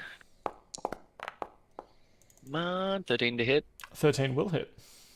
Oh, nice. 2d10 damage because I hit level 5, but it's not that great still. 6 damage. So you blast him with that fire. It kind of burns off one of his arms, and he sort of opens his mouth as if to scream, but no sound comes out. And he still sort of marches forward towards Loam. No. But it is still your turn. I don't really want to get up in the fray because my AC is 10. So I'm just going to stay where I am. Amazing. Cool. Loam? Yep. I'll take a step back in front of the little boy Okay. because I care for him. And then I'll end my turn. Would Loam know, and me as well, would turn undead work on ghosts? It most certainly would. Now, turn undead is you I'm- turn them away with incredible power, not you become undead. No, yeah. That's cool. I'm going to turn undead, but at this level, my turn undead will also kill any creatures that are CR rating lower than... I don't know where to find that information. Does it say what CR rating of a certain amount? It's oh man, It should say like half or I think it was half or lower. before. Yeah, gotcha. Destroy undead. Yeah, I'm seeing that. Cool. So these creatures, what do they have to do? They have to make like a saving throw or something. It is a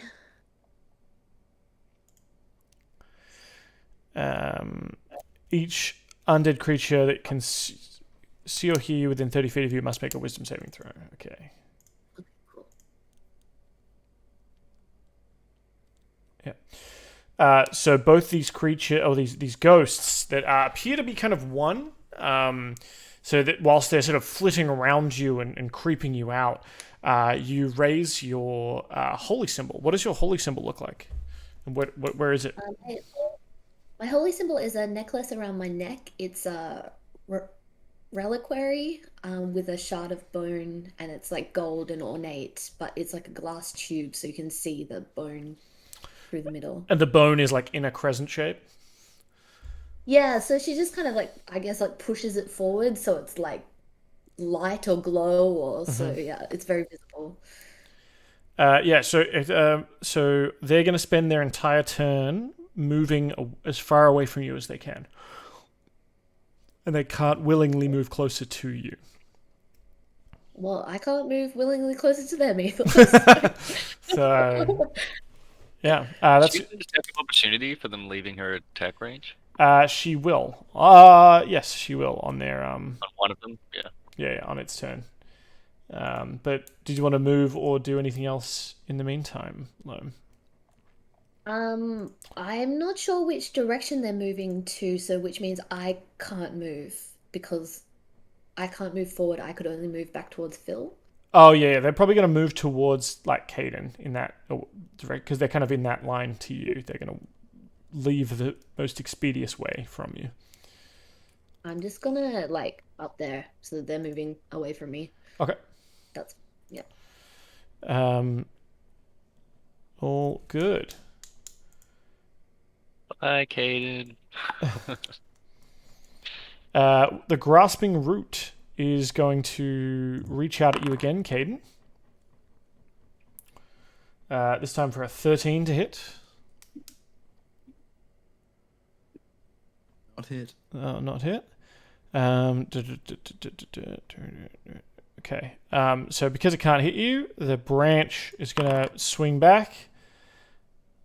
And that's going to be a 15 to hit. Yep.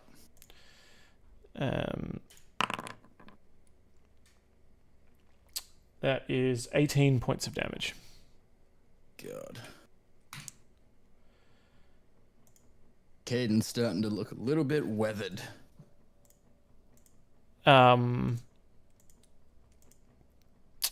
Your dear friend, the that you keep being incredibly mean to, Auntie. She's going to.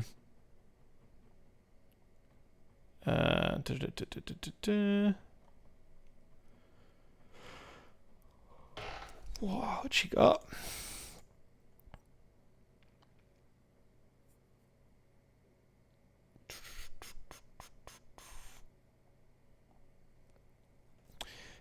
She's going to look at you again, Caden, and I need you to make... Her eyes are still sort of black with this inky void.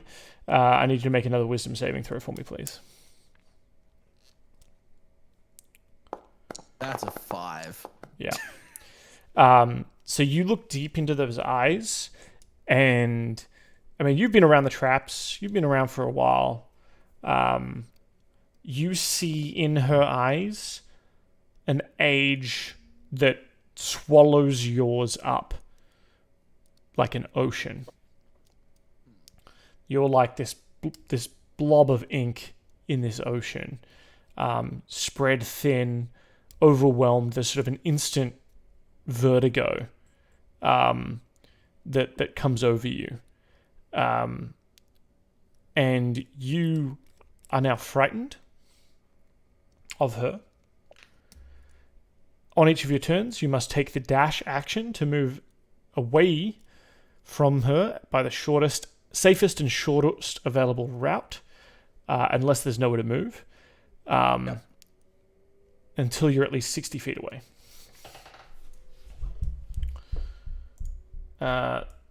Similarly, the ghost moves away from Loam. Loam, you can get an attack of opportunity here. I don't have a weapon drawn, so can I, and I don't have a spell that's just one target. Can I just unarmed strike, I guess. You can draw your sword as part of the attack action. Okay, awesome. I will absolutely do that then. I'm going to draw my Moon Dancer blade and roll to attack. Oh my god, that was gonna be a 16, but it's a 3. 7 total will not cut it, I'm afraid, as the ghost sort of the look of these sort of two childlike ghosts, these two like sort of twin ghosts, they scared you, and you're like, ah! And then like you held up your thing, and they went, ah! And then it's like when you scare a toddler, and you both run off, and it kind of flies back past the tree. Caden, you will get a chance to make an attack of opportunity here, but it will be at disadvantage actually because you are frightened as well. Yeah. On which one? On the ghost. Yeah. Yeah.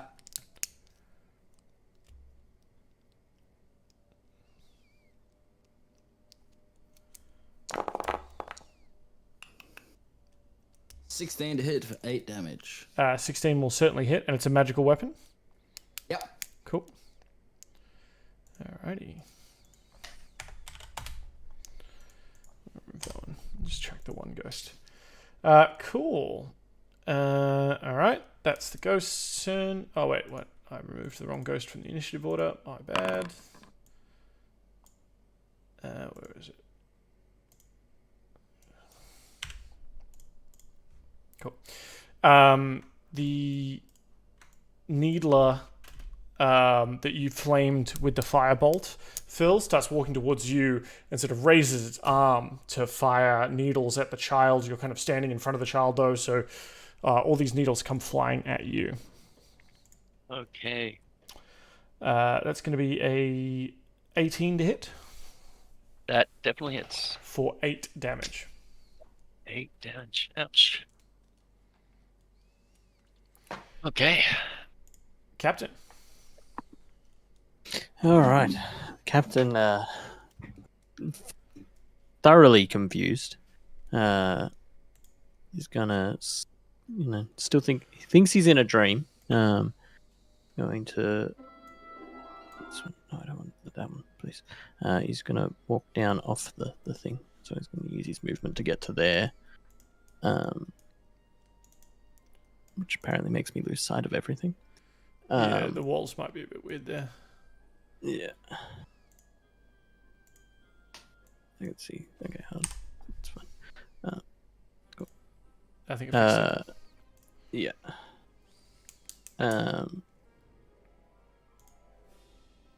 Cool. And just to see if anything's real right now.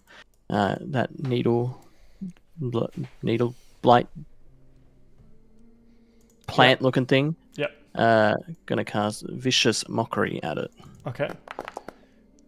You're gonna taunt its mama? Yeah. It's a Sucking DC needle bitch. 14. Wisdom. 14 wisdom. It fails and takes 4 psychic damage. Yeah. It sort of clutches its head. What do you say to it? Good question. I'm just gonna infer that it's in a dream, and that it needs to wake up, and that we're really worried about it, and we really want it to come out of this coma. That's so good.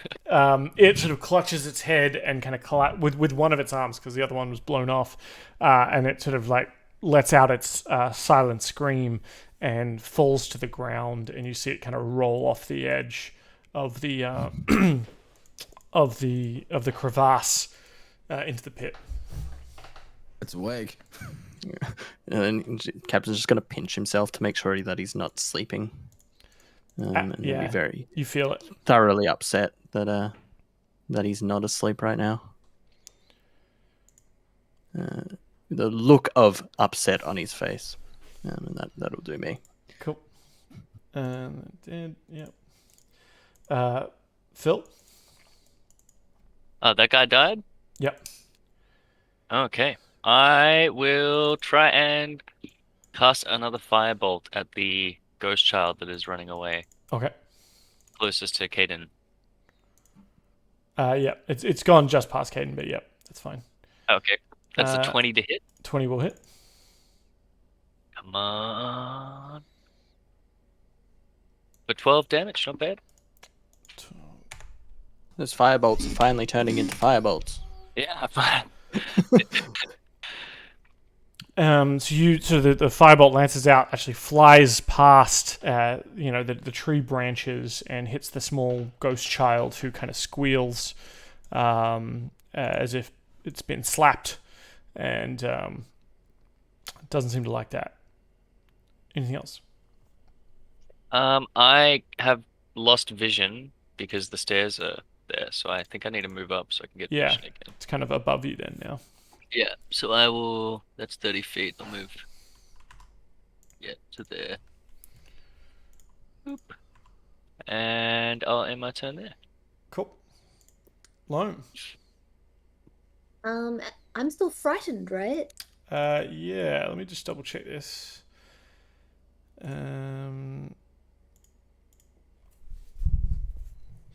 You can actually the dead things. You can repeat the saving throw at the end of each of your turns. So, give me a wisdom saving throw for your last turn.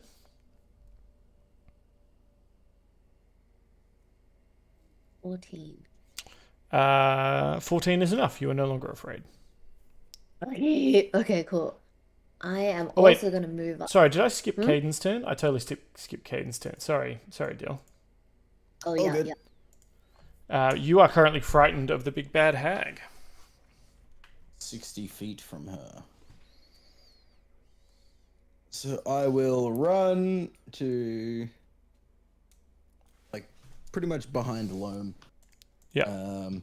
And I will end my turn there. All right. If the target moves to a place at least 60 feet away from you, where it can no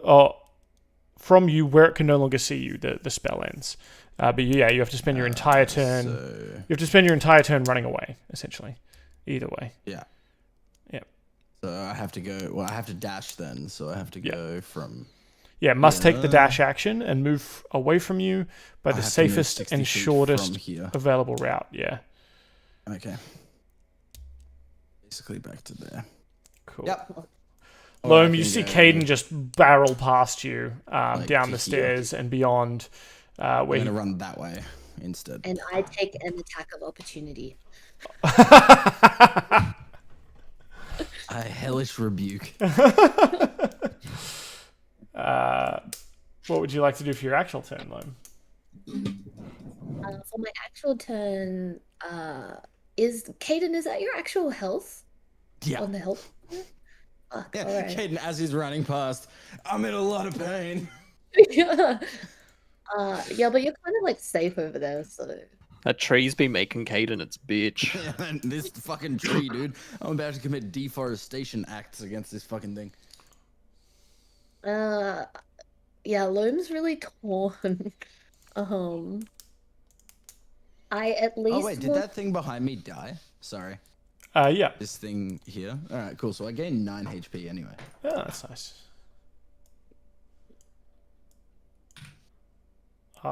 Yeah, I think that one died. Yeah. I can't remember how, but it says it's dead. And Yeah, it says it's dead. No, yeah. All right, so this is my current health. Cool. I just want to move up to where I can see, so that's part of my movement. Yep. You got another 5 feet, I think. Yeah. And then I'm going to cast a firebolt on the tree. And try and get the ghost. And can I get her? What was the radius? Was big, right? Yeah. 20-foot radius. Oh, you're doing fireball? Firebolt, yeah, sorry. Not Okay. firebolt. Yeah. So you can actually hit both of these guys, and you could even hit the auntie as well if you like. I definitely want to hit her. You do want to hit her? Yes. Okay. Rolling that damage. One, Not bad. 2 seconds. Not too bad. And that's Dex saving throw. Yeah. Dex saving throw. The ghost is sort of flies out of there. Still is singed.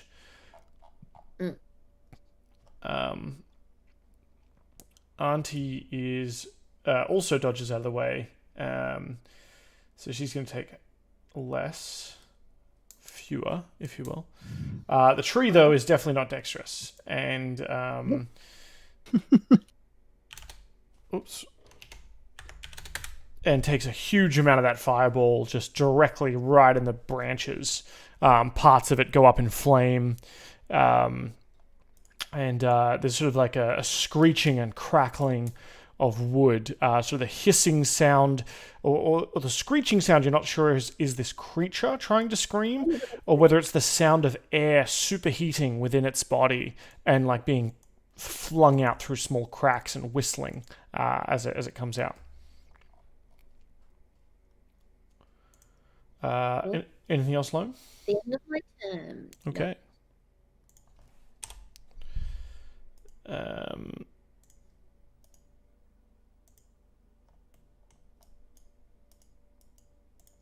Alrighty. The tree wasn't a big fan of that. It's going to try and grab you. Can I... Oh, it can't be blinded. It doesn't have eyeballs. Don't mind me. Correct. 18 to hit. That hits. Yeah. All right. You are grabbed by the tree. You are grappled.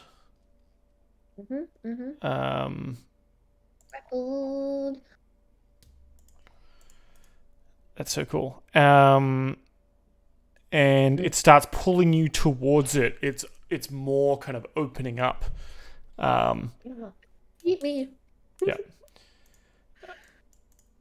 The hag seemingly sort of dodged most of the fireball, and you can see sort of like there's still like small flames kind of licking off her shoulders, but they're quickly quenched. And she looks back at you and says, "The moon has no sway here, young Failing." It's a wench. Oh, sorry, wench. My name is Auntie. You will know my name before you leave this place. Or perhaps you will break. We shall see. And she kind of takes a few more steps forward and disappears into the mist. Damn. Damn. Now, I believe the ghost that you had turned away undead, do they stay... oh no, for a full minute. A minute, yes. Or until it takes any damage. Oh, damn it! It circles back to try and grab you with its withering touch. This time, singing in a small childlike voice, patty cake, baker's man, bake me a cake." Holy fuck! Critical hit. So that's Oh, can I give it disadvantage, or I'm too late now? No, you can give it disadvantage for sure. I'll give it disadvantage with my last warding flare of the day as reaction. So it's coming up to you, going like patty cake, as it tries to like come up and hit you, and you're just like, get away, small child, and you could feel its hand sort of almost on your throat, the hairs on the back of your neck sticking up, and you let off a bright flare of white light flares out from around you, and it has to try and attack again. This time for a 14 to hit. Yes. All right. So it sort of recoils in horror from the too much light, and fails. Captain. All right.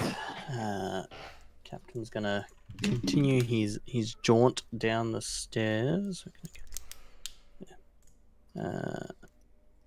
Sort of catch up with everyone. He'd be able to see the tree, correct? Yeah. Yeah, it's quite tall. So even if you can't see it on the map, you can definitely see it. Cool. Thinking that is a problem, he's going to cast Cloud of Daggers. Just basing off yours to like. How big is it? It's a 5-foot cube. Oh, okay. Yeah. So cast that. How did that not come up? So these magical daggers sort of start flying through the air in a spot, cutting through the leaves, cutting through the branches, cutting through the roots that are grabbing loam. Yeah. When it enters the spell for the first time, or starts its turn there. Yep, cool. Yeah. I'll take 14 slashing damage. Pretty good on a stationary object. Yeah.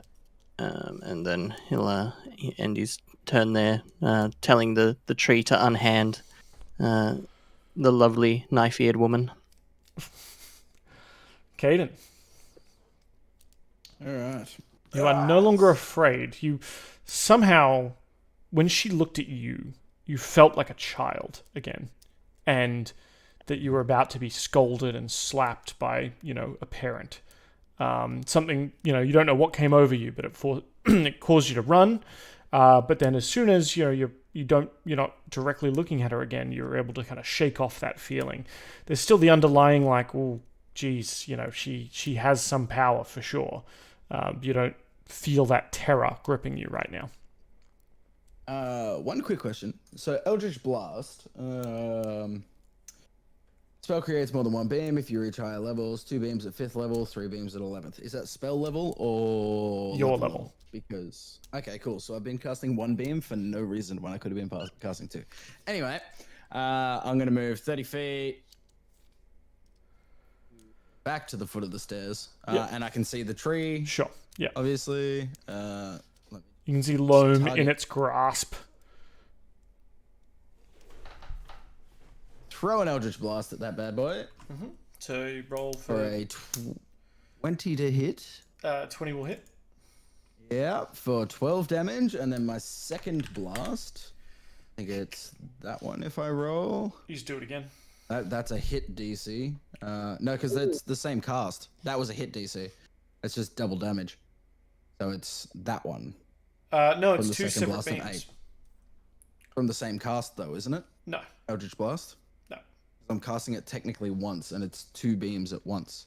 The The spell creates more than 1 beam. But then read the last line for me. Okay, make a separate attack roll. Okay. So that is an 8 roll. Yeah, so that's a critical fail. Not going to hit that second beam. But this is the first time you've ever done a second beam. Maybe even you're surprised at the level of power that you have. Yeah, I'm like, oh, you're like, holy shit, I can do 2! And the other one just fucking goes wide. I'm just like, never mind. Cool. Philofreal. Okay. You got 2 enemies left, right?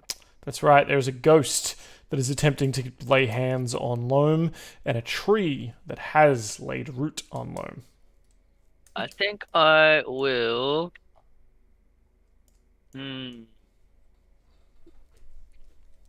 I will cast Magic Missile at 2nd level, and I'll shoot 2 into the child and 2 into the tree. Okay. Ghost child, I assume, not the other child. Ghost child, yeah, ghost child.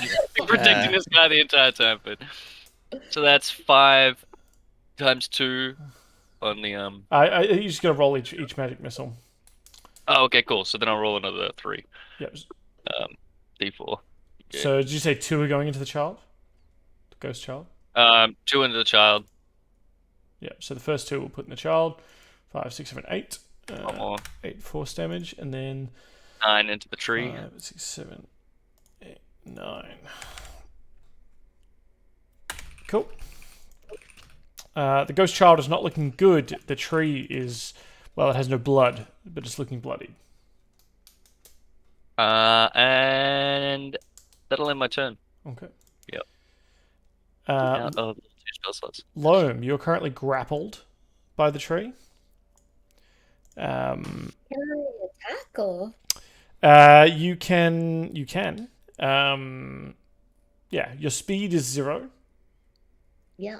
But you can still attack. You can either attack the root that's holding you, or if you have something ranged, you can attack the tree itself, or of course you can attack the ghost next to you as well. I'm going to do Scorching Ray at level 3, so I have 4 rays. Mhm. I'm going to start with the tree. So first attack. Now, it will be at disadvantage because you have a ghost up in your grill. Making Okay, I understand. ranged attacks at disadvantage means you make ranged attacks at disadvantage. That's a natty 1 there. So the first ray fails. How many rays do you get? 3? I get 4. Okay, cool. And they're all at disadvantage.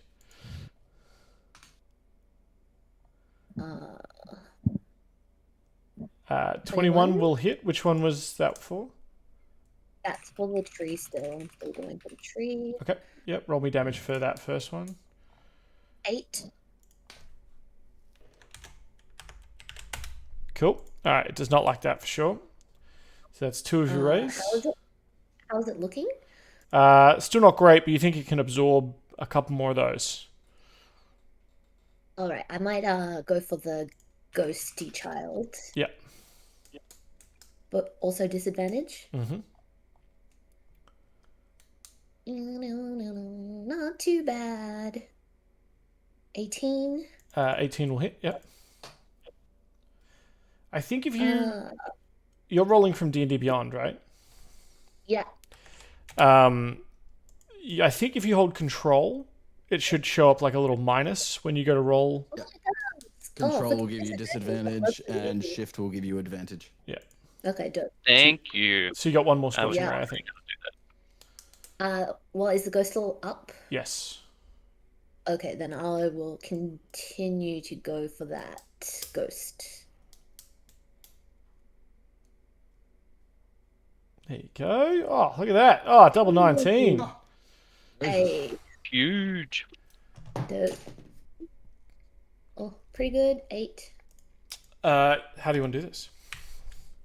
Yes. Okay, so like legit, just like moonbeams are like cutting out, and just they're like ultra stabby, like laser beam kind of. So these moonbeams sort of start lancing out from Loam as she kind of struggles against the grasping roots of this tree. Some of them sort of fly towards the tree itself. One sort of burns a crescent shape into its trunk, but seemingly unfettered, whereas the other beams sort of fly into the ghost, melting it from inside with light, and it kind of bursts into, or sort of evaporates into a puff of moisture and steam. All right. Yep. The tree is going to take how much damage from your blade dagger? 14? 14, yeah. Yep. And how much health does its roots have? Okay, so yeah, as it pulls Loam in closer to try and like put her in its maw, the cloud of daggers flies through the roots and cuts them. And Loam kind of drops to the ground and is no longer grappled. I'll take that off.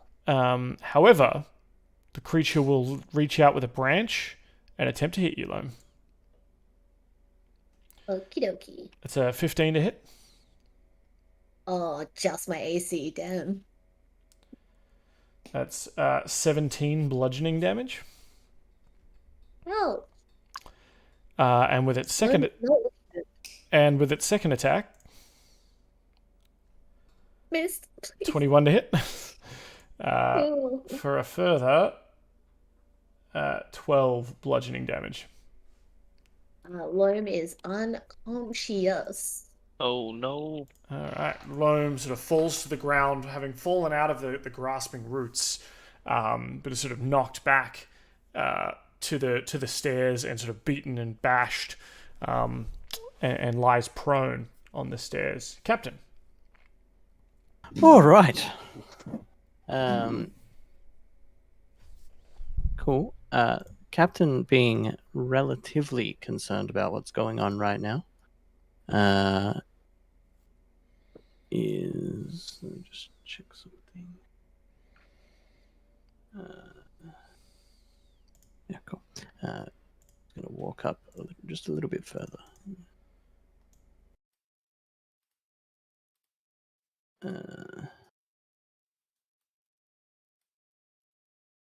And he is going to use my spell. Alright, cool. Cast Healing Word on Loam. Yay. Level 3. Shocking heal.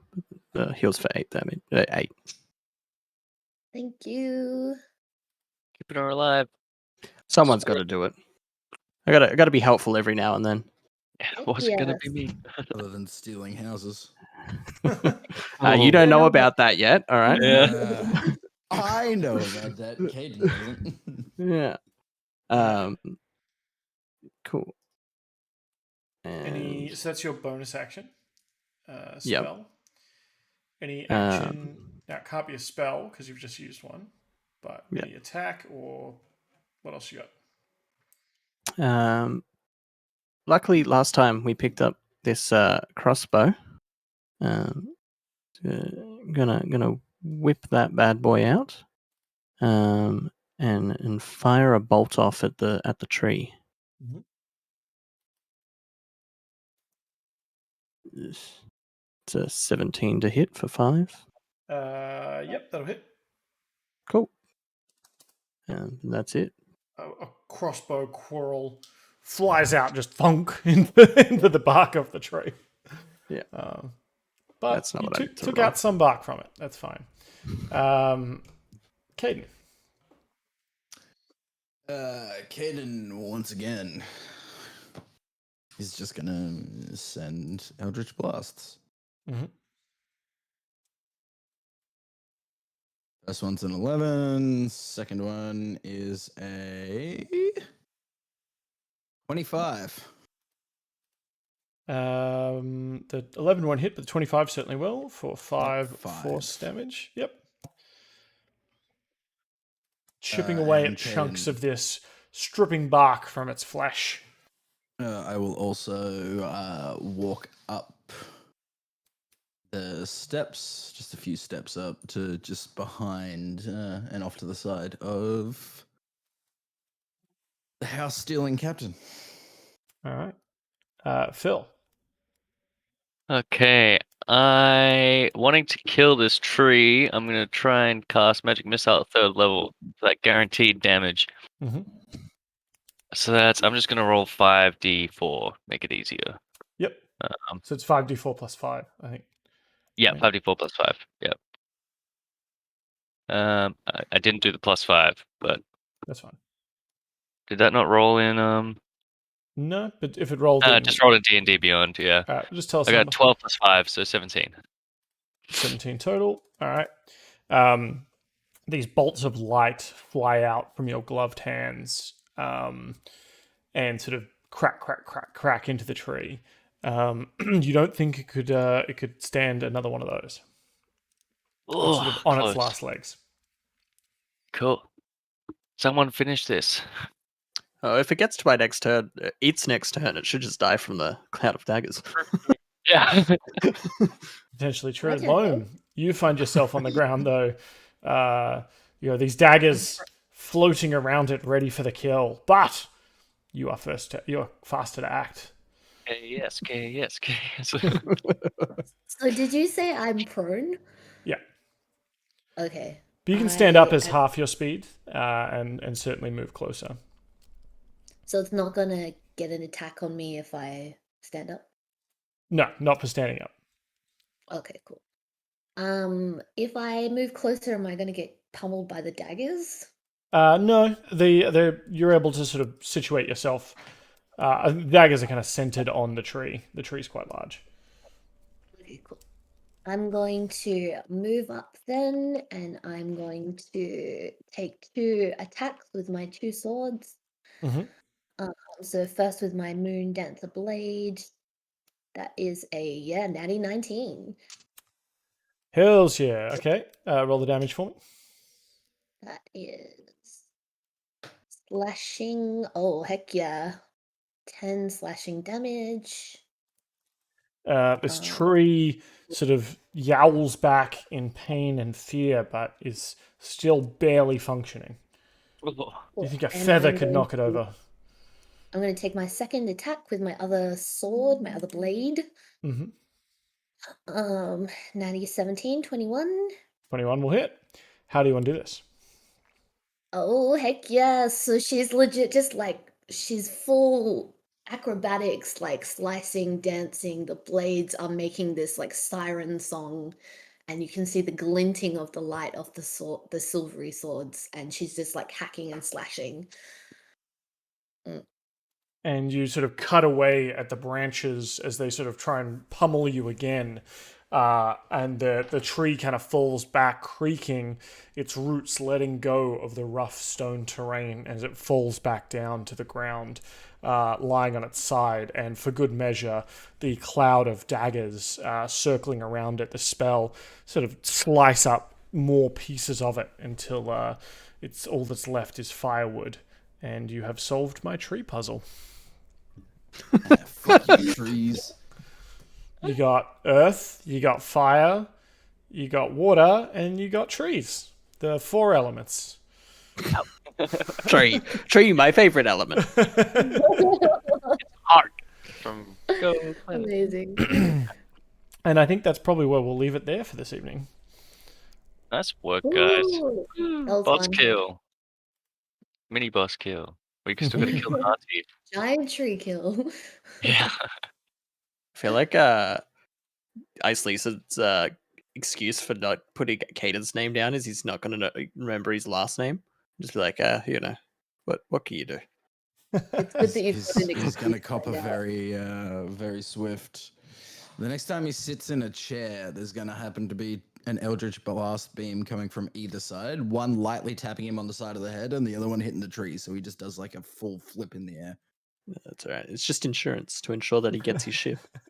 He'll get his ship. That is, As soon as it is signed over, it will burn to the ground. I think that'll be a question or a scene to play out next time on Tatts and Tarrasques side quest. Maybe have a think about what kind of questions your characters want to answer, and if they want to get out of here alive, what they're willing to do to make it happen. Ice Lisa about his day. Yeah, ask Ice Lisa how his day's been. Yeah. What took him so I had long? to fill out paperwork, and then I didn't get to have a nap. I mean, you had a very short nap. He just rocked up in the middle of a fight. Yeah. Rude awakening. But I hope you guys had fun with sort of a different mind-bending puzzles and some word puzzles and just something a little bit different. Because this is what happens in the Fae. It's all weird and trickery. Yeah, my head definitely hurts. Started to those puzzles, but it was fun. Drawing back on riddles that I've heard and done in the past. Yeah. But I had a lot of fun, guys. Thank you very much for joining me for this one, and we'll see if we can maybe do another one over the weekend, if depending on people's timings and whatnot. I know there's Clash, I but can play any weekend. I just need to know in advance, like the day before, just because like I work Saturday, Sundays, so. Yeah. But I can leave work at any time because I'm working for myself, so it doesn't Finished until really 5, matter. so that's moot anyway. as you work till 5, so it'd have to be after 6. You'd want to start. Yeah. So Aaron and I'd have to say no to Clash, but I think Aaron's already uninstalled League, so that's probably an easier thing for him. Yeah, Elite League has been uninstalled for nearly I a took month Aaron's now. position in Clash. Thank you very much. That's right. Yeah, so we'd all have to bail on Clash, but that might be doable. Maybe we need a breather. Niall's out this week anyway. Yeah, so we might be back. And I want to thank mostly Aaron for hitting subscribe on the YouTube channel because it came up with a little thing. Thank you. I think other people already are subscribed, but Already he finally fixed his thing so he can subscribe. Yeah, I to channels now. unsubscribed and then subscribed to it again, so I could comment. Nice. Very nice. I might go and make myself some of those 3 times spicy ramen because I bought one of those today and I want to see how hot they are. Yeah, Nice. boy. All right. Good night, everybody. Have a lovely sleep. Good. Don't wake up in the Fae. Oh, Thanks, I'll try not Dan. to. Bye. Bye. Thank you.